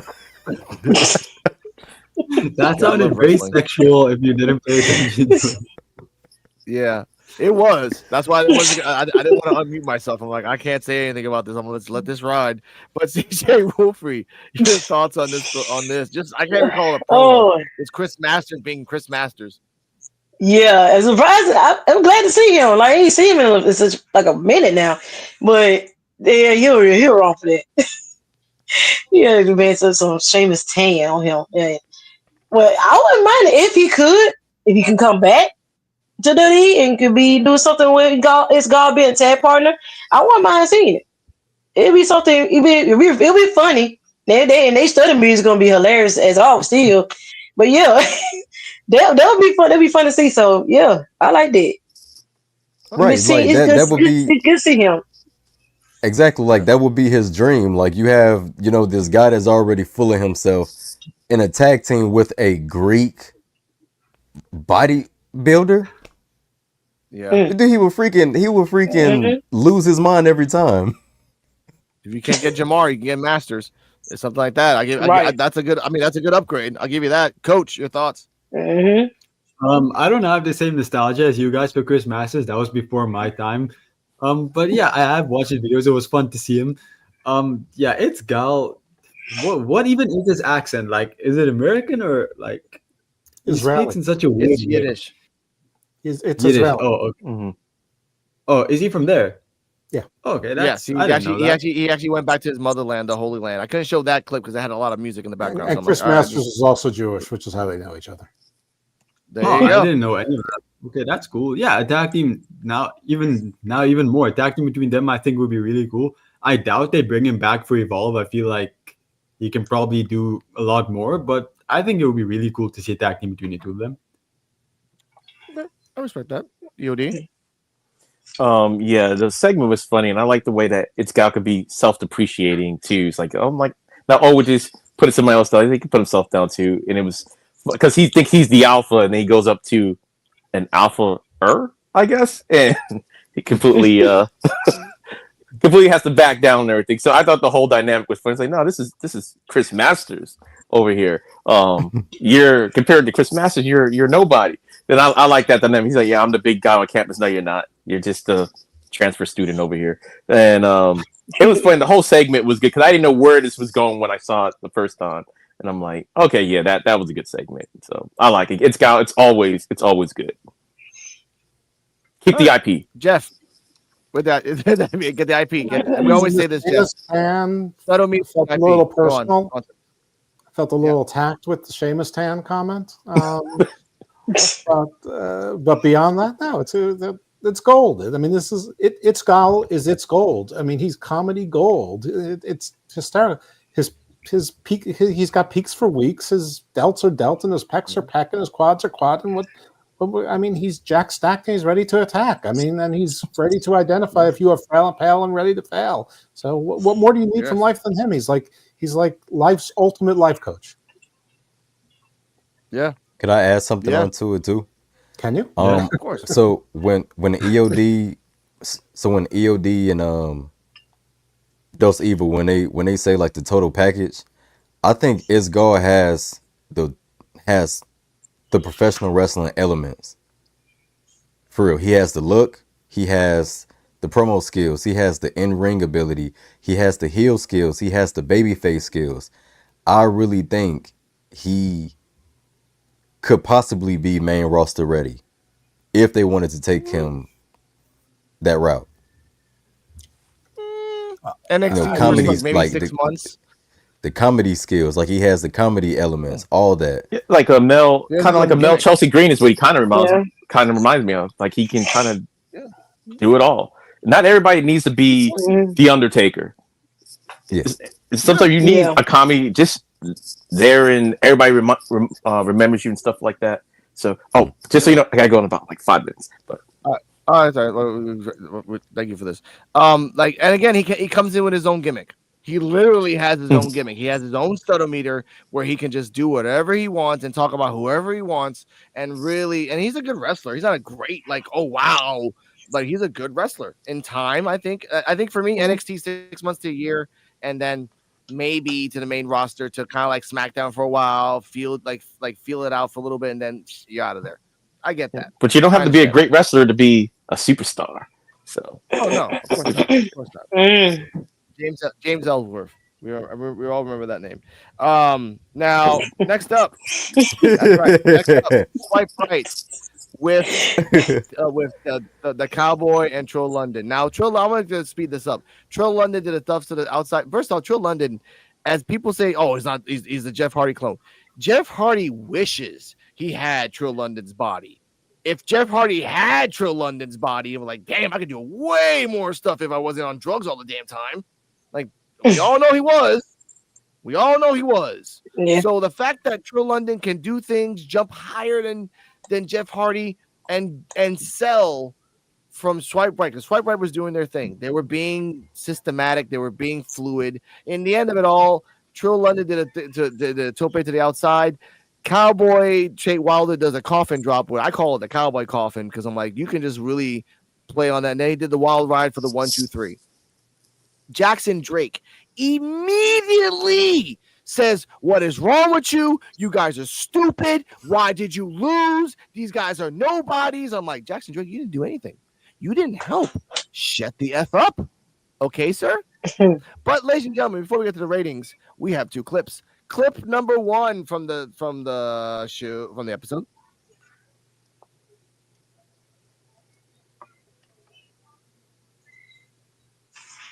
Oh, come on now. Thank you.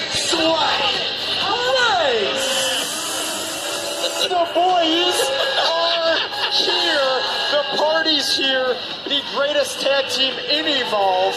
And come on. They've been carrying this tag team division since day 1. Swipe Right, Ricky Smokes, Brad Ballard, WWE ID prospects. Brad's the youngest prospect ever signed. Look at these guys. Hold on.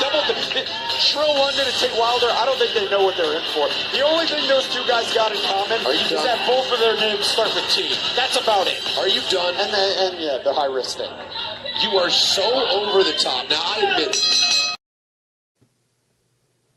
it. To add on to that, he said, you're so over the top, just like your vest. He retorted by saying, my vest costs a lot of money. I get a lot of likes on Instagram on that. So I want to put that out there. Second clip. Absolutely not. And look, straight up, the statistics don't lie. Tate Wilder has been on a roll. That was beautiful. And you were doubting him a few weeks back. I know, but you were questioning his decision to ask for more matches, and now here he is. But since then, I have come to, and I have said that Tate Wilder is phenomenal in the ring, and he's been doing great. And he's going right after Brad Bay. But this right now is beginner's luck.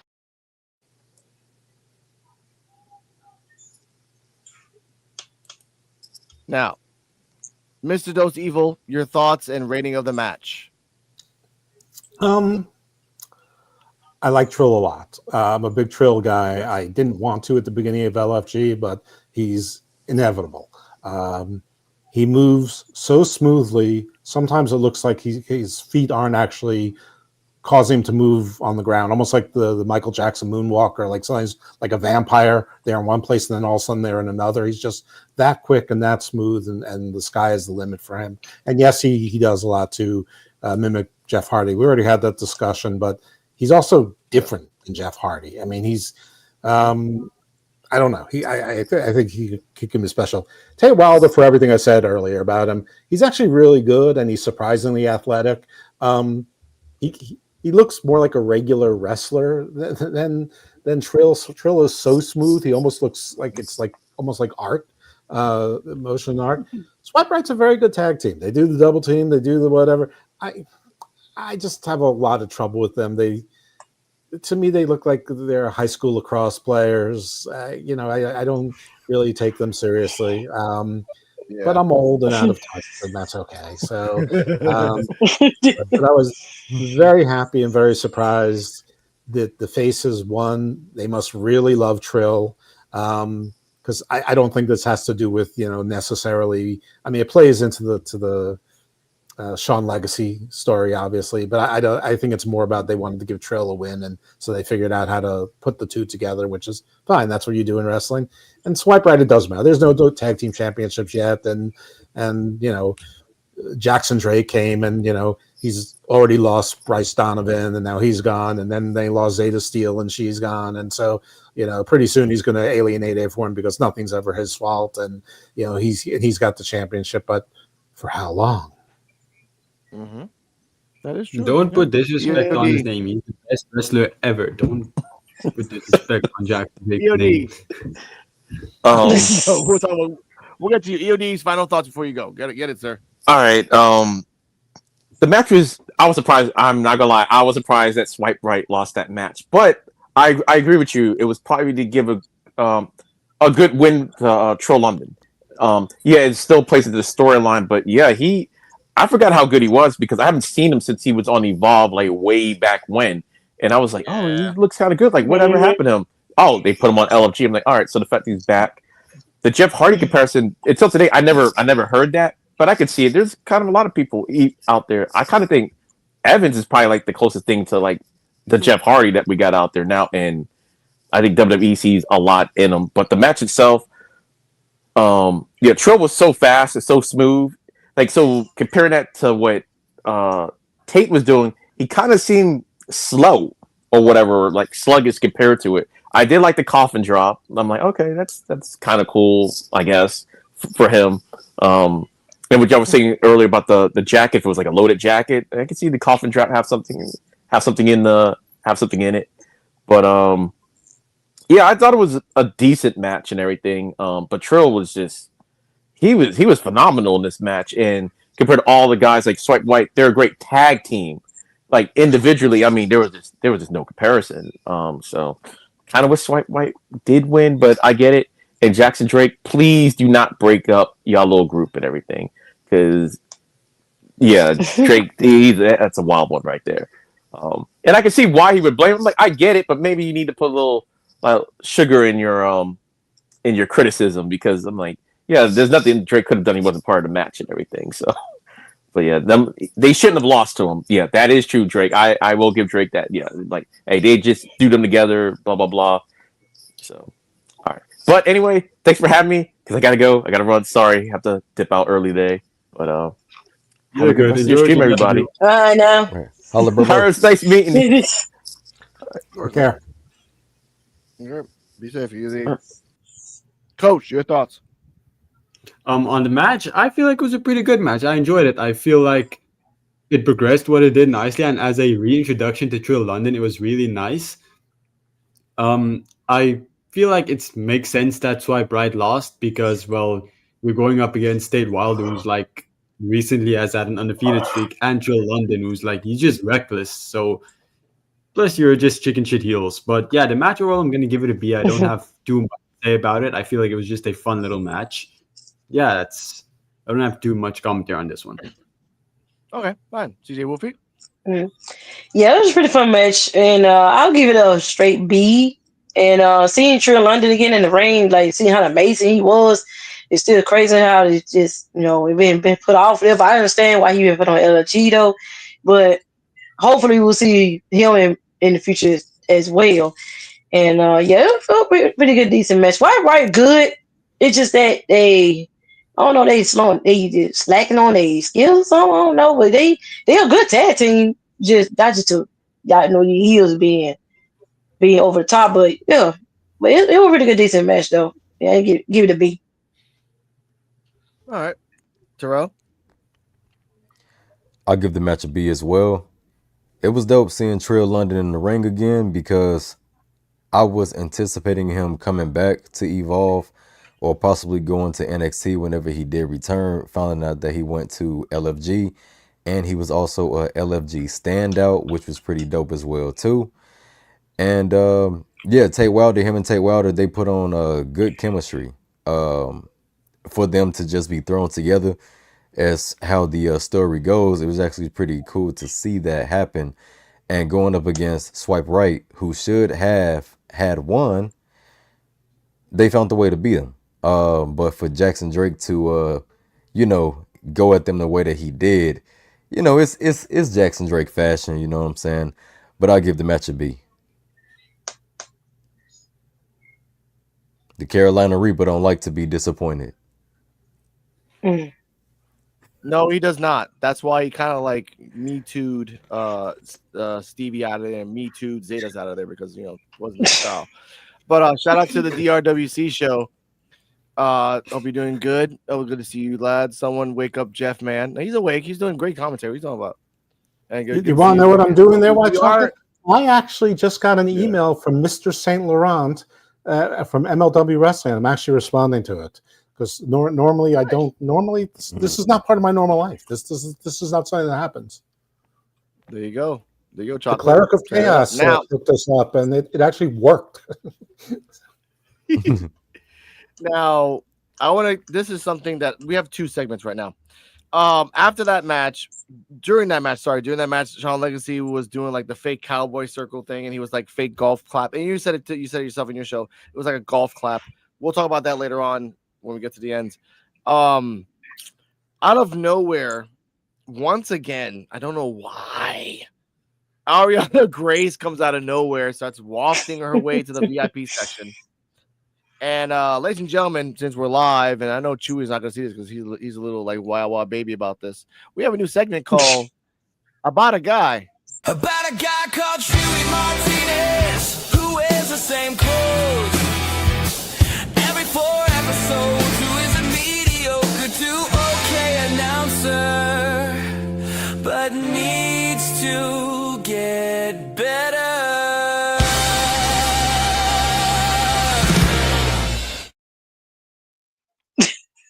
All right.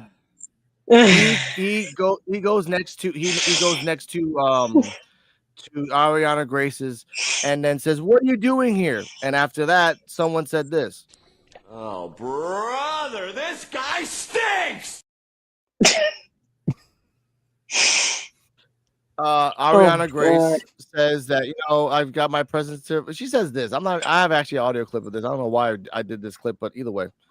This must be a dream come true for you. My biggest regret in life is that I'll never get to meet me. I just couldn't deprive Evolve of the opportunity of a lifetime seeing me.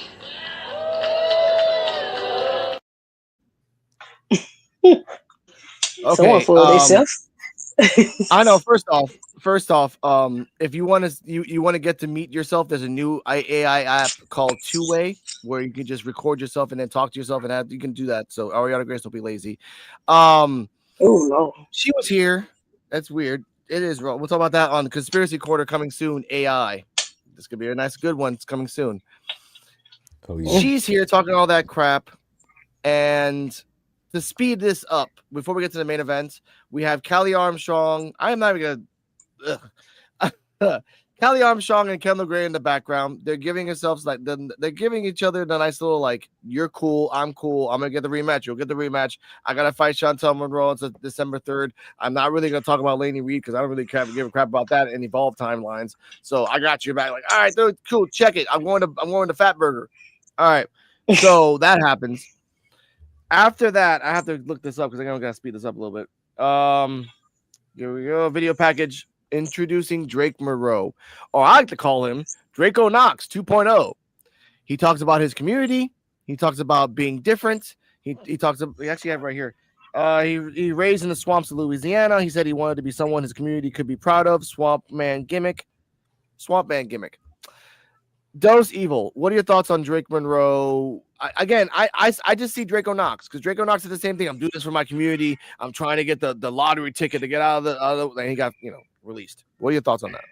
Well, on his story and his promo, yeah. I mean, the typically very average, color by numbers, better than Marcus Mathers ones and better than the Aaron Rourke ones, which led to him being in a tag team. As far as Drake Monroe, I mean, I've seen him on 2 seasons of LFG. Draco Knox looked like he wrestles and then goes back to a shift as a line cook at Waffle House with his little, hairnet on, even though he's got no hair, and his white tank top and his, black, waiter pants. So, Draco Knox had nothing. I mean, if anything, he looked like he couldn't decide if he wanted to be Nick Gage or John Moxley that day.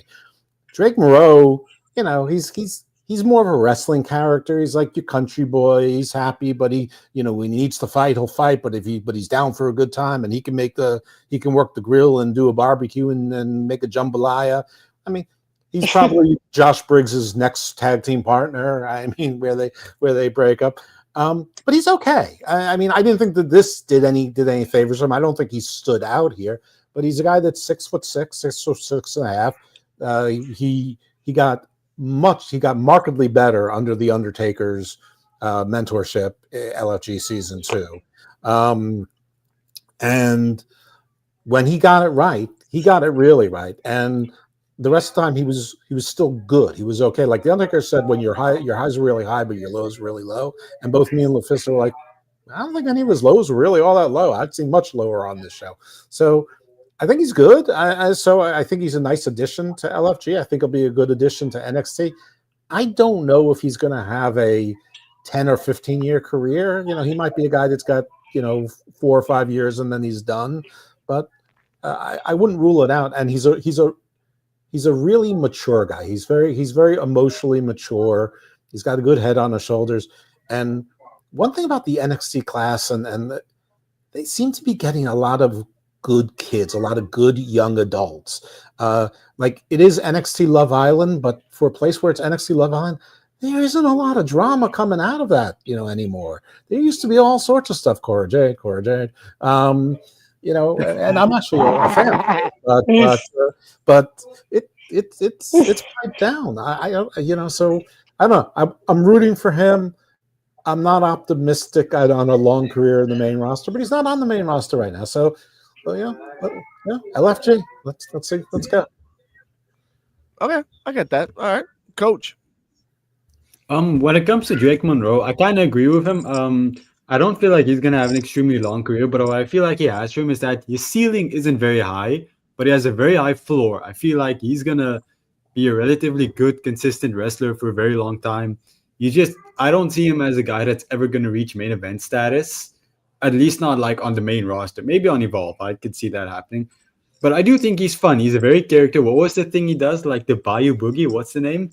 Yeah, the Bayou Boogie. Yeah, he has a lot of silly stuff, a lot of entertaining. I feel like there is. And the girls like to dance with him, and you can tell it's not like in like a sexual tension way. Yeah.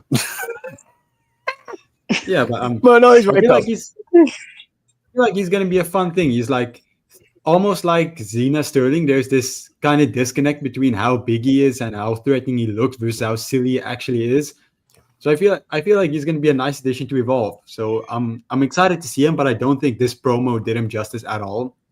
They should have just taken some of his stuff from LFG and made a package out of that, because this didn't really present him. I feel like if you guys actually watched Evolve, you would have been a lot more excited than what this package showed you. I agree. If they took clips of him, like if Bubba said, "Hey Drake, what do you think? You want to do it again?" He said, "With respect, sir, no, I do not." I mean, that was so badass. Yeah. That was so good. Just Coach, you're on today. I may be always on, but you're on.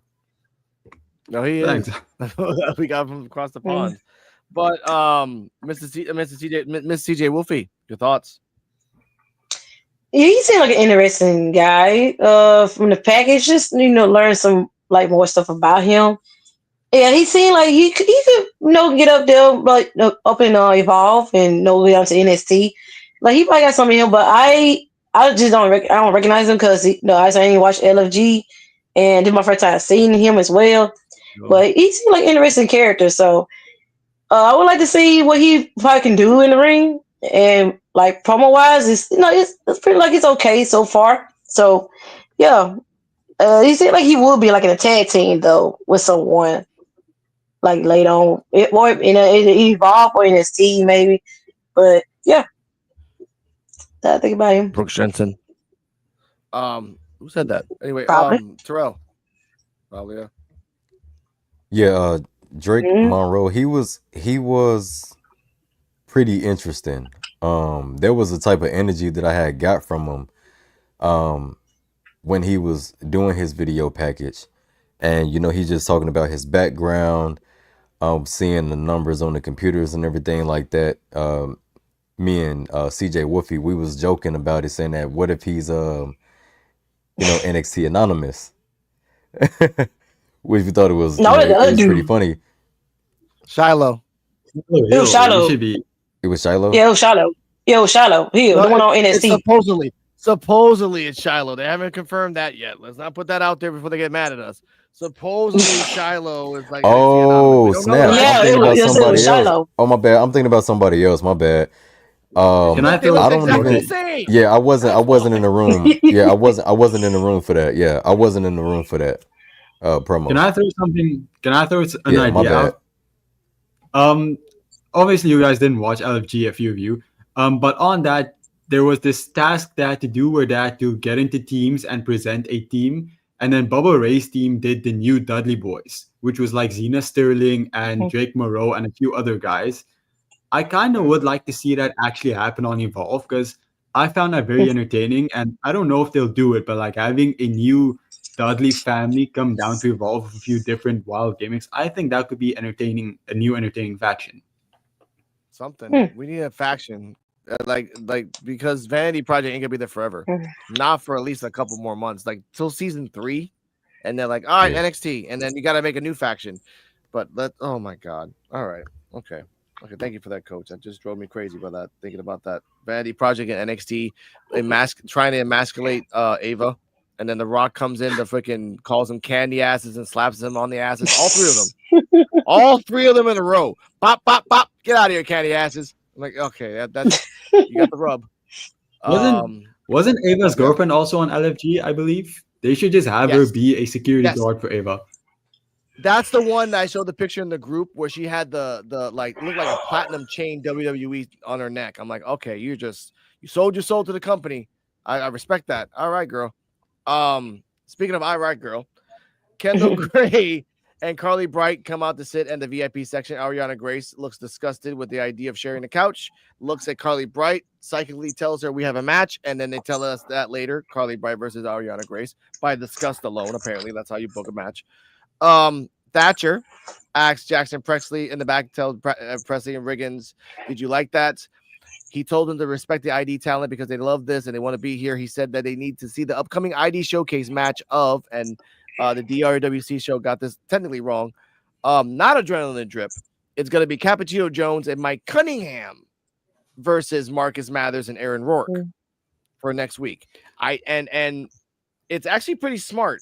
Like you put Adrenaline Drip, yeah, you get to run it back again. Yeah, you've seen that shit 1,000 times. But if you put Mike Cunningham in there, it's a different style. You won't see cartwheels. That's a guarantee. So after everything is said, yeah. Go on, Coach. Why did they do this though? Is there a reason that Adrenaline Drip isn't teaming up? And Jack Carter's not hurt, by the way. He is not hurt. He has not been hurt for months. I want to put that out there. He has no injury update and nothing like that. So I think because for me, my understanding of it is like, okay, you want to show a tag team, but you don't have a lot of tag teams. Adrenaline Drip has fought Marcus Mathers and Aaron Rourke. You bring it back again, it makes no sense. Obviously, there's no feud in this. It's just like a showcase. But if you put Mike Cunningham, technically it's not Adrenaline Drip. It's the coffee and the cowboy. Okay, because I saw it and I was just Yeah, I was just wondering why Adrenaline Drip wasn't teaming up, so I was a bit confused when I saw it. But okay, it makes sense. Okay, but that's for December. That's for December 3rd. Mr. Dose Evil, your Yes, sir. thoughts and predictions of the Coffee Cowboy versus Philly's Finest, as they call themselves at. The Coffee Cowboy versus Phillies. I mean, I don't know why they do 4 weeks worth of vignettes for Aaron Rourke as a solo star to have them win a tag team match. I mean, I understand that, or I think I understand that Jamar Hampton getting hurt and then getting released sort of changed everything on the trajectory of tag team plans for Evolve, or what I presume to be. But I don't see Mathers and Rourke winning this. I see them losing, and you know, one of them might also turn heel. Like somebody was saying, there might be a double turn later on, not involving Sean Legacy. It seems like Mathers may break, but also Aaron Rourke. I don't know if anybody here and anyone in the audience has ever watched the show Vikings. It was on for like 100,000 years, and there's a character named Floki who was like the shipbuilder, and he was sort of like the madman that lived in the village. And he's actually, you know, in the end, he's like the Viking who made it to North America and lived among the natives as, like, you know, the cherished medicine man in the woods.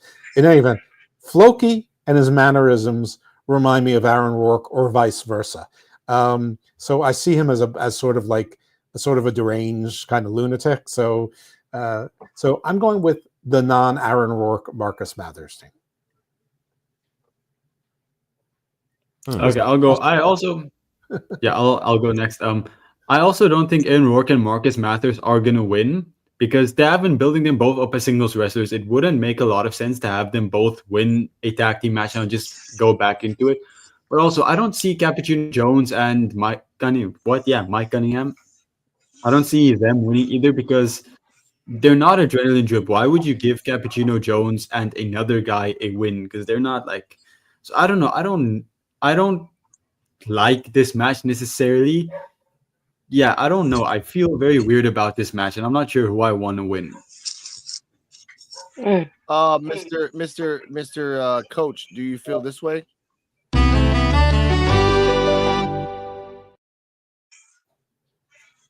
No, I don't think I feel that way. You set it up. I put it out there. Okay, that's fine. That's fine. Damn it, Jeff. Now let's get Mr. Terrell, and then CJ Wolfie. Your thoughts on this? I would definitely have to say it's going to be kind of weird seeing Cartwheel not being there by Cappuccino Jones. But I think the tag team match will be pretty interesting to see how it goes. Without Cartwheel actually being there, seeing Mike Cunningham and Cappuccino Jones will be something new. But they will be going up against Marcus Mathers and Aaron Rourke, which Aaron Rourke, that's my boy. So I will be torn to see who I would like to see win, because it's like, okay, Cappuccino Jones doesn't have his regular partner, but I would like to see how they could pull off a win versus Aaron Rourke and Marcus Mathers. You know, they have chemistry there. They're, you know, a legitimate tag team for Evolve, we can say, because they worked, you know, together for multiple times. So we'll just have to see how it goes. Okay. TJ?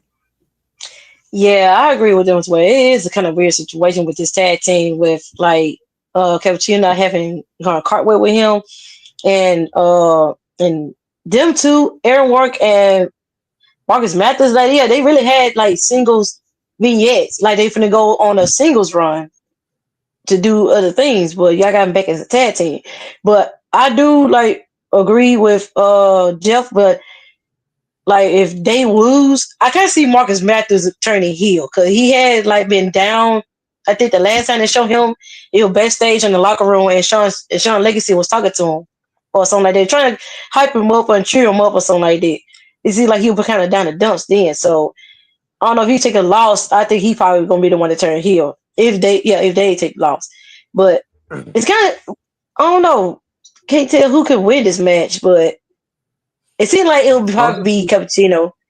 Yeah, so I don't know. I also feel like if one of them turns heel, Aaron Rourke's like promo packages have been very inspirational. They've been like, Yeah. I was an outcast and I found myself. And Marcus Mathers has also been kind of, I won't say being teased to be a heel, but being more like individual, being told go do your own stuff.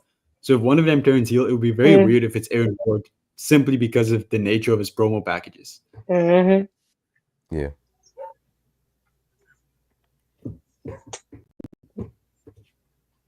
Yep. Your mic is off, I think. Can you hear me now? Yes. Yes, sir. Yeah.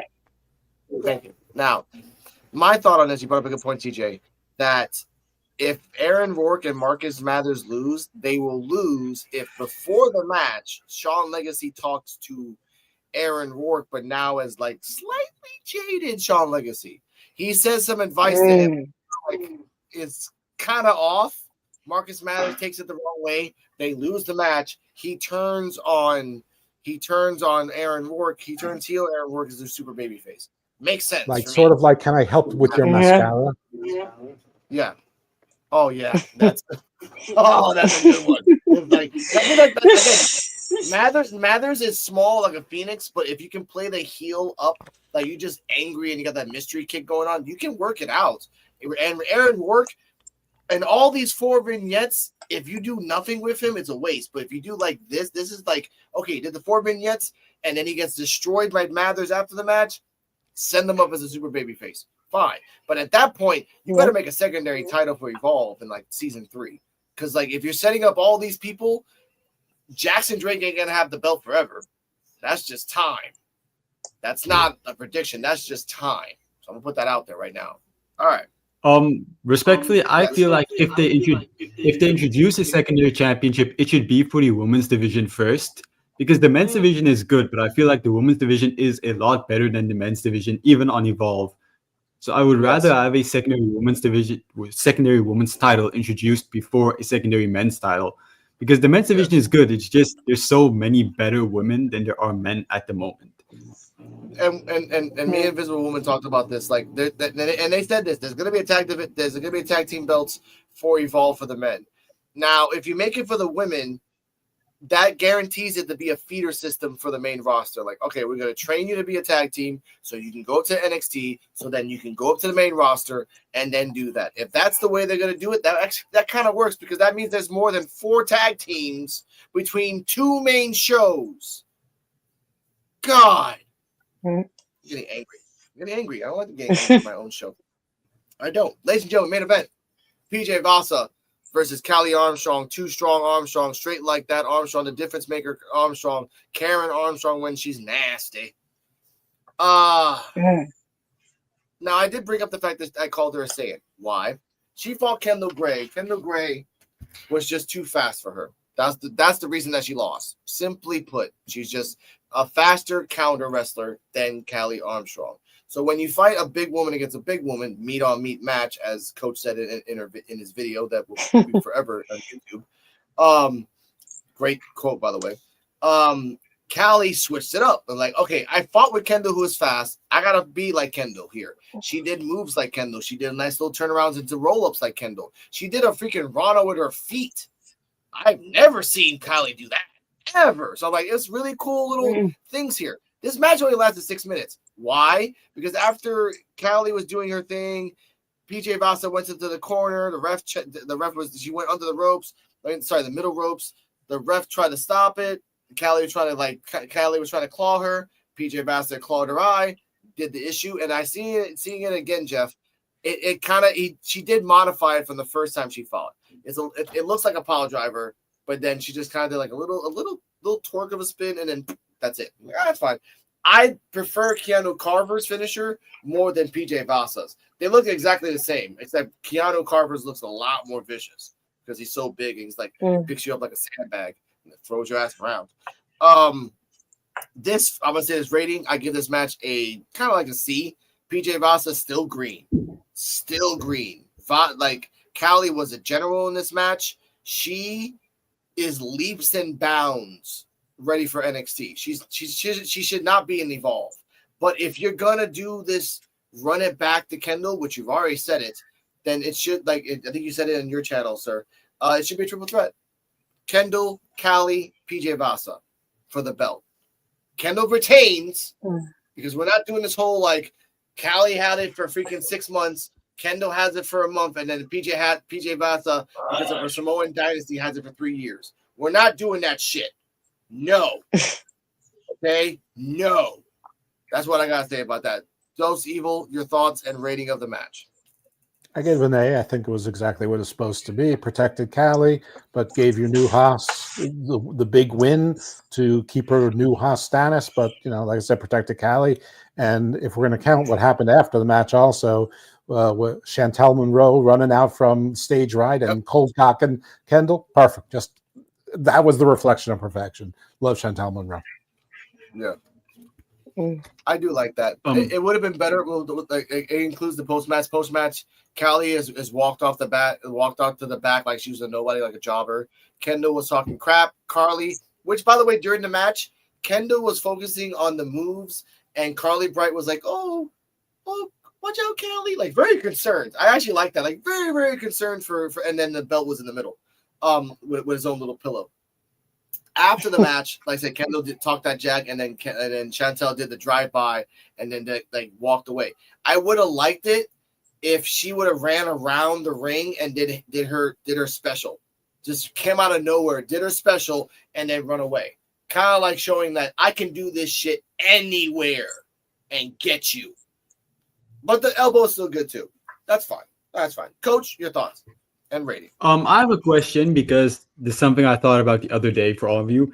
Who would you rather have between Callie Armstrong and Jordynne Grace? Because I know Jordynne Grace is really good, but personally, I prefer Callie Armstrong a lot more. She just has more aura. She looks more intimidating.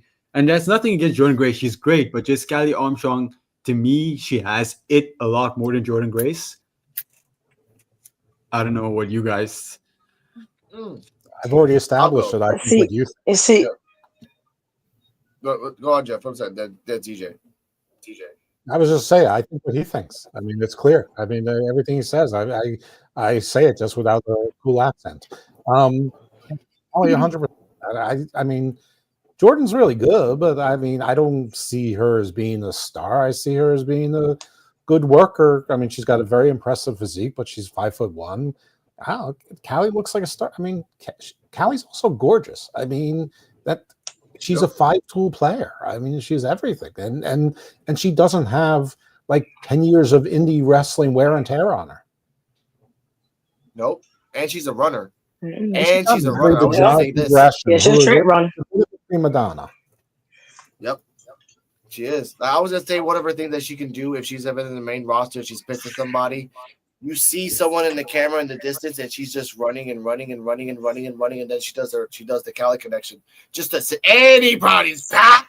Like that's the way you got to go with her. Like Lancelot and Monty Python on the Holy Grail, where he's running to the castle and he never makes any progress. Then all of a sudden he's right there and stabs everyone. Exactly.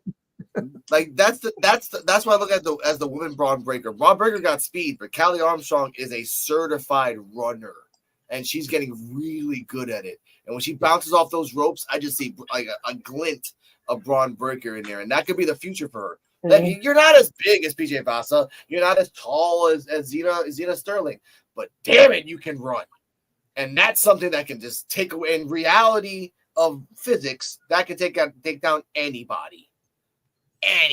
But they have a lot of track stars there. Layla Diggs, Mason Holiday, Aria Bennett. When she gets back, they're all track stars, and they're like national champions and stuff. I mean, their legs are ridiculous. Yep, that's the scary part. CJ also you need to do that more. Yes, yeah. Sorry. Oh yeah. With that question, Jordynne Grace, that's my girl. Though. I've been been with her down with her since like Impact days, and I kind of see Callie Armstrong. She do got the it factor more than Jordynne. Now Jordynne is a very, very good wrestler, but just if for some reason she just couldn't get that it out of she can't get that it when she be out there into the E. for some reason. Like I know she could, but she can't. But Kylie, she got you like that. So she really could go ahead and like I said, she need to go to the NXT and then just get on her way to the main roster. But I agree with you. Even though that's my girl, but Kylie Armstrong, she got it. Yeah, because like again, I say this and I think everybody agrees. Jordynne Grace is really great. It's just since she's got to NXT, I don't think she's been able to really stand out in the crowd. I feel like even in her feud with Blake Monroe was the one that looked a lot better in the feud. And I struggle to buy into Jordynne Grace as a WWE superstar at the moment. Yeah, because with me, I understand where you're coming from. Because with me, I feel like it's kind of like the reverse effect this time. Because I know we had talked about this earlier on the podcast as well. So with Kelly Armstrong right now is what Jordynne Grace could have potentially been if she would have stayed in TNA. Why did she come to NXT and there's a different change in her rhythm? We have no idea. Because we do know that there's a significant difference with her wrestling style on NXT than it is on TNA. It seems like now she's holding back. I don't know if she's afraid to like just full blown be calculated with her moves. It just seemed like she don't know her own limits. You know what I'm saying? With Kelly Armstrong, she knows exactly what she wants to do when she's finna get ready and execute it. You know what I'm saying? But it's kind of like the same thing that we said before with Jade Cargill. Everything that WWE was looking for in Jade Cargill, they already had that with Lash Legend. So this time the roles are flipped. Whatever they was looking for in Jordynne Grace, Kelly Armstrong came in with that. Versus whatever they was looking for in Jade Cargill, they already had that with Lash Legend. Yeah. So nothing against Jordynne Grace, but it just seems like she's holding back for some odd reason. And for Blake Monroe to come in and just eclipse her is wild. Love Blake Monroe. Love her. Yeah. Love her. But I knew when she left AEW, I knew she's finna come in and set NXT on fire. I already called it. Yeah. And to say this, that on Jordynne Grace has one style. We've already seen two styles from Callie, power and then speed. That's two different styles that we haven't seen more than Jordynne. So I would put Callie, and we have to remember, ladies and gentlemen, Evolve is the cloning system for NXT. Why do I say this? Jada Parker's gone, you put Callie Armstrong. Javon Evans is gone, you put Trill London. Freaking Oba's gone, you put Keanu Carver. Josh Bridges gone. Harlem Lewis, you try to act like you ain't going back to Evolve. You're going back to Evolve. Like it or not, boy, you're going back to Evolve. Okay? So that's what I mean. Like, we had a Dijakovic at NXT. Well, we have a Harlem that's like psychotic. All right, fine. That's cool. We had a Sandow. Well, we have It's Gall. Like, it's always something else, ladies and gentlemen. So, but I want to say this part of the segment I don't like because we have to think about this. Backstage, Harley and Jax are just doing their thing. They're like, "Oh, this is bullcrap. Oh, Thatcher got one up on us. Make the call, bro." And then he gets out a flip phone. I didn't know what phone he had. I'm just gonna imagine it's a flip phone from from his old days. He calls somebody.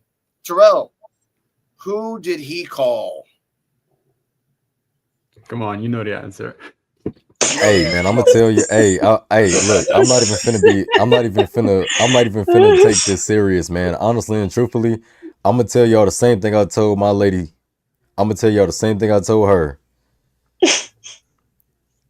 They finna get that Scott Hall, and they finna get that Shawn Michaels lookalike, man. They finna have the click, the Evolve click. All they missing is two. All right. Don't give it together. Yeah. Oh, we can't forget X-Pac. We can't forget X-Pac. We got to get an X-Pac lookalike as well. We need to get a China too. Just get everyone. Just get everyone that's ever been aligned with Triple H. No, China wasn't in the click. China wasn't in the click.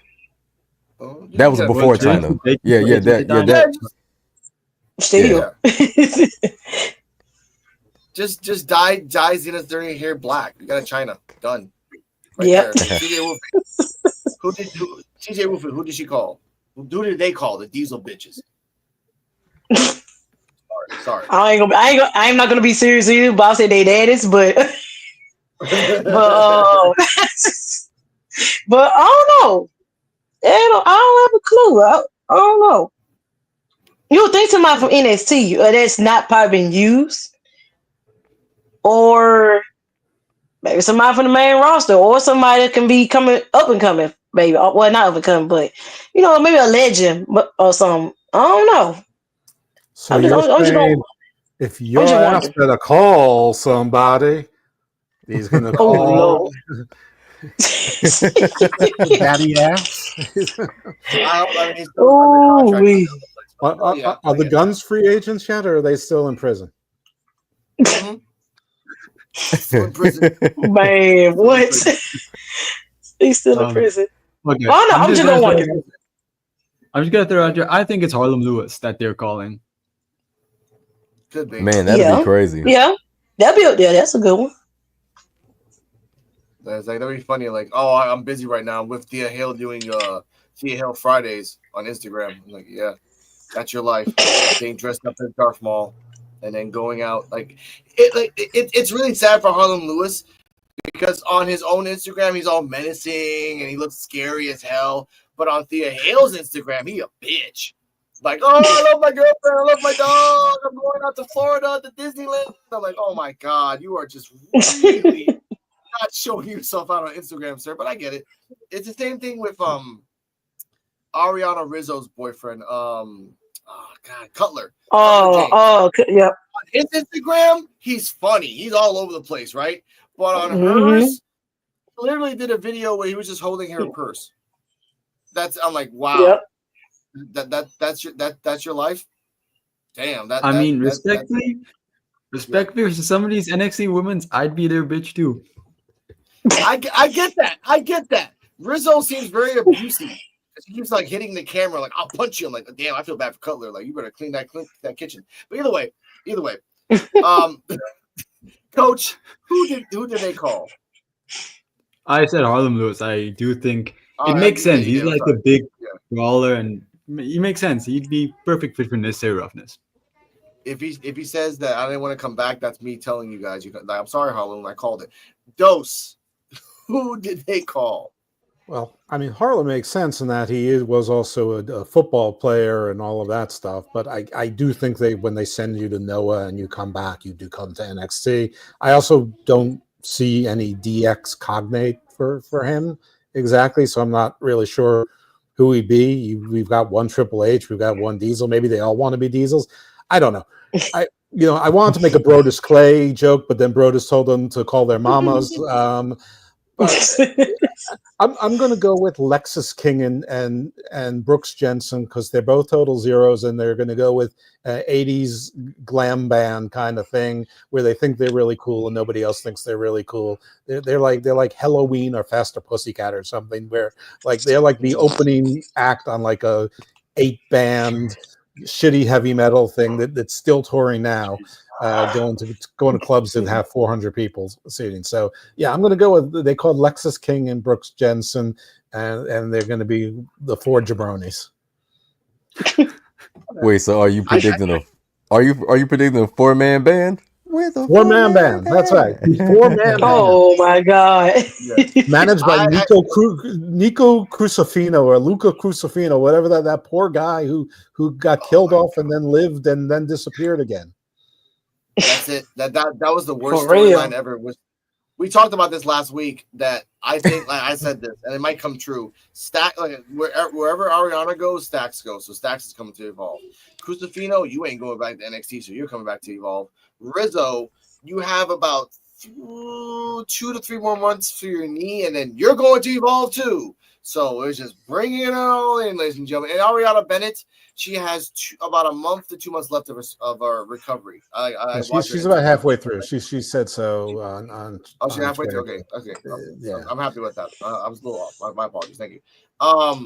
Give her well wishes. Ladies and gentlemen, we already passed the 2 hours, so that's fine with me. It's time for the type of the show that we tell you what our top 5 Evolve matches are. And since we have a special guest, White Chocolate. Yes.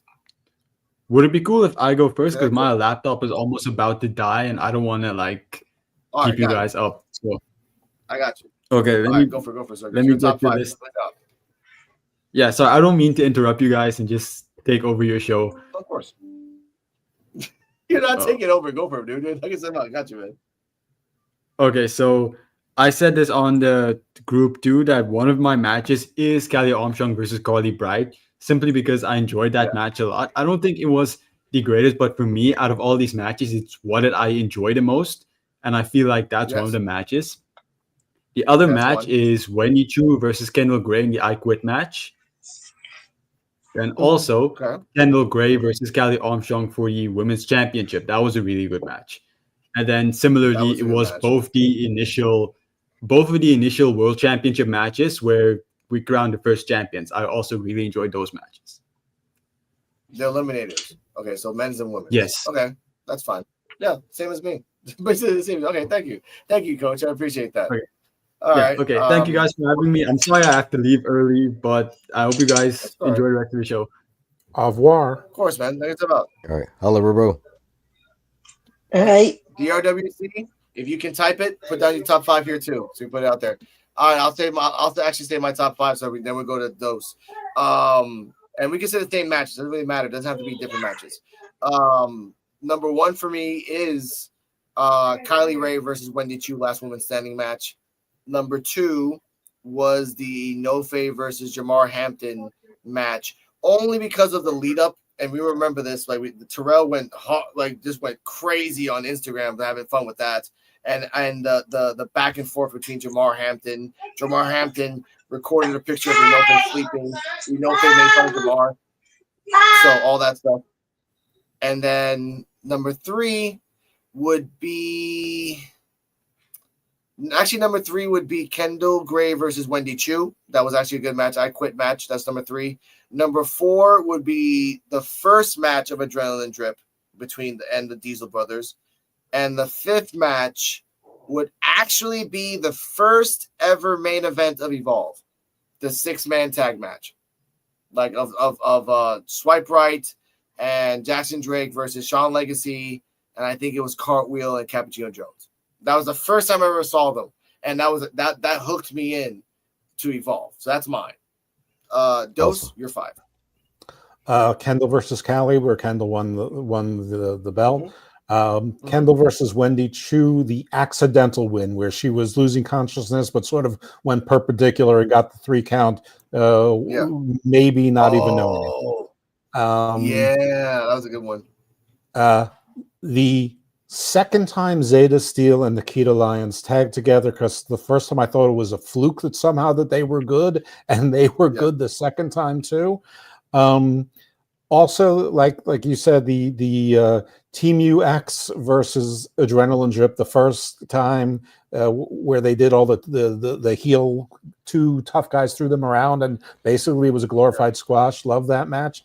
And when Itzgal and Jamar Hampton tag team, and they were both doing push-ups and flexing on 2 counts. I mean, just all counts. It was just that, and I don't even know who they were. I don't care who they were, but they were against, because it was just glorious. It was a 10 on the Studometer.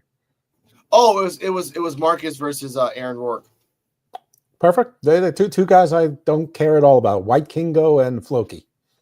I remember that match specifically because Itzgal slapped Aaron Rourke in the head, and then he told the ref, I was just trying to tag my partner. He wasn't even the same thing. I'm like, you're a liar. So I actually like that grab. I remember that match. That was the start of something great that never happened. All right, Terrell, your top 5. All right, so my top 5 matches for Evolve.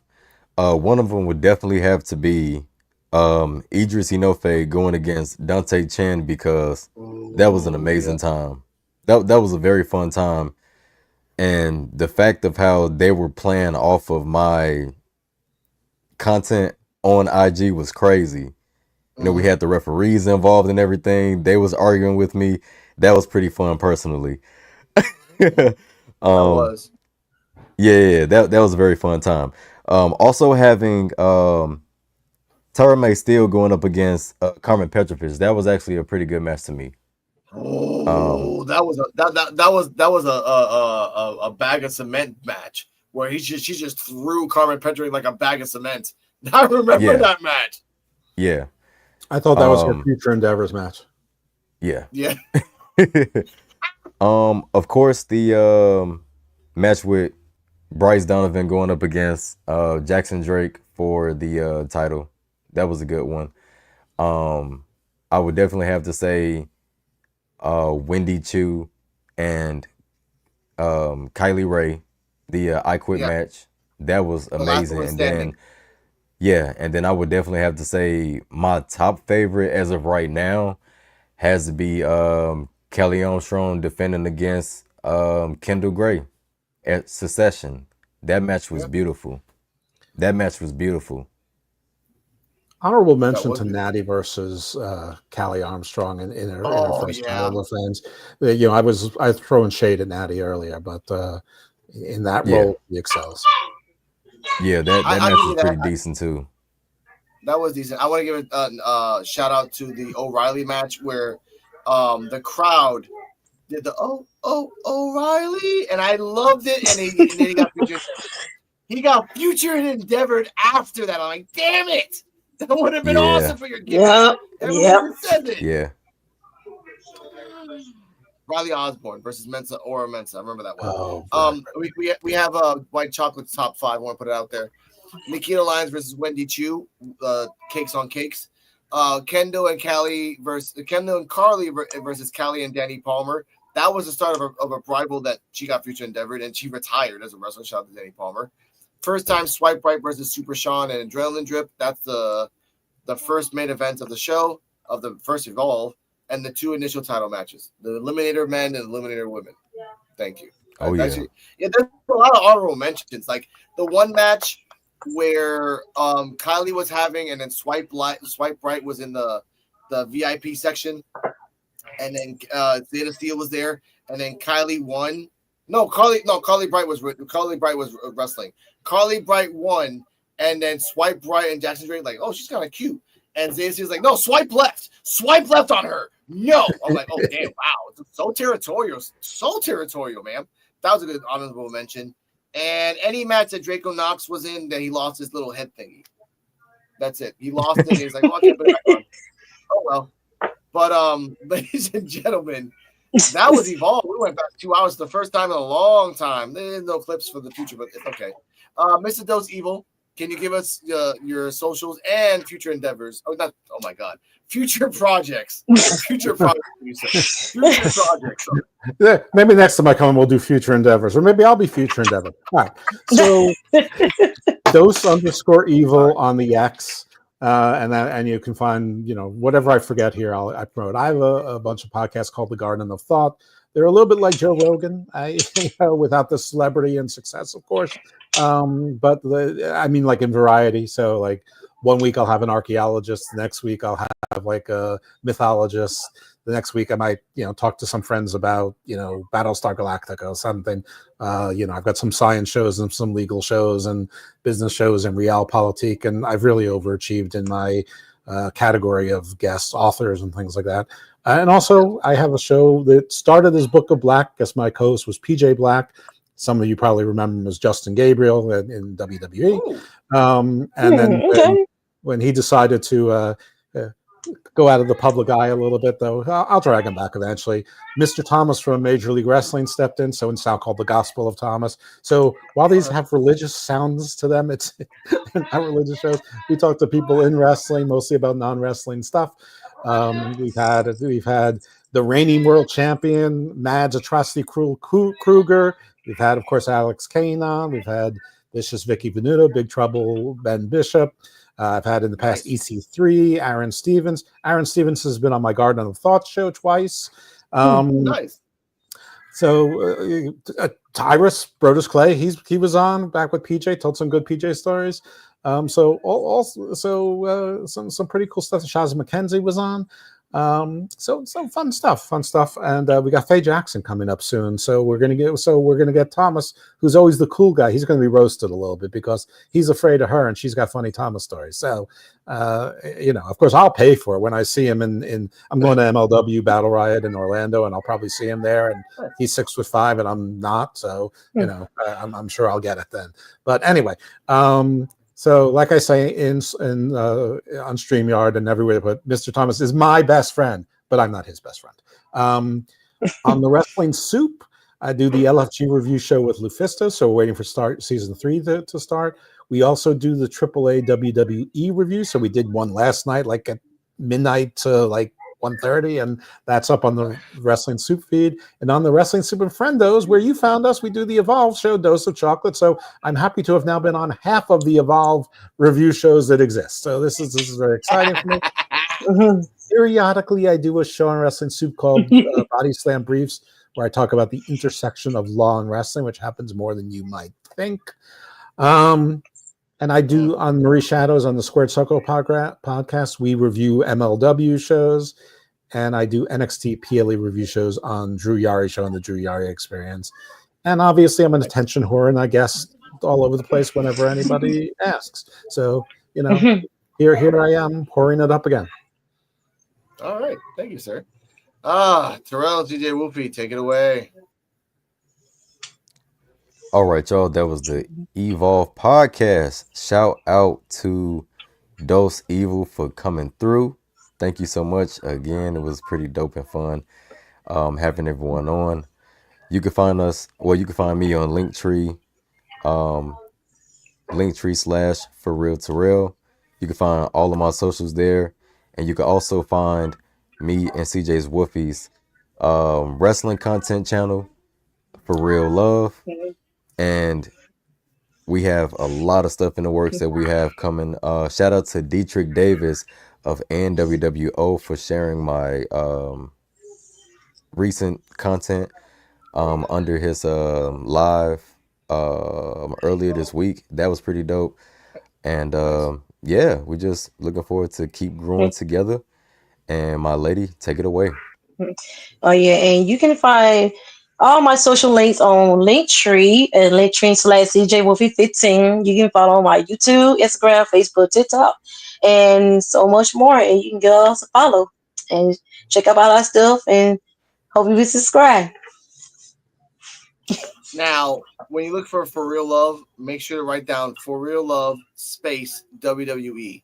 You will find it a lot more faster. There's 50,000 or for Real Love, or For Real Love 15. Or Real Love with the exactly. And shout out the DRWC show. Check them out every Saturday. They talk about Among Us. They did a live. They did a live with tennis which I was listening to Jeff talking. I actually re-listened to it. He sounds like he's 55, but he's actually 26. The guest that they had, it was amazing. It was a good show. Check them out and check us out all the way. Like the hardest working man in the biz. Thank you. And for Jeff, check me out on Alex Coquito, ALEXCOQUITO. I have a YouTube channel called Rican Reactions, RICAN.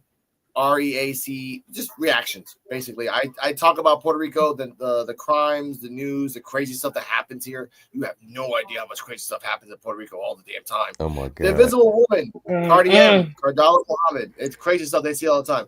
She's actually real. She's not invisible, and like she's actually a real person. She will be in next week's episode. I would guarantee you that.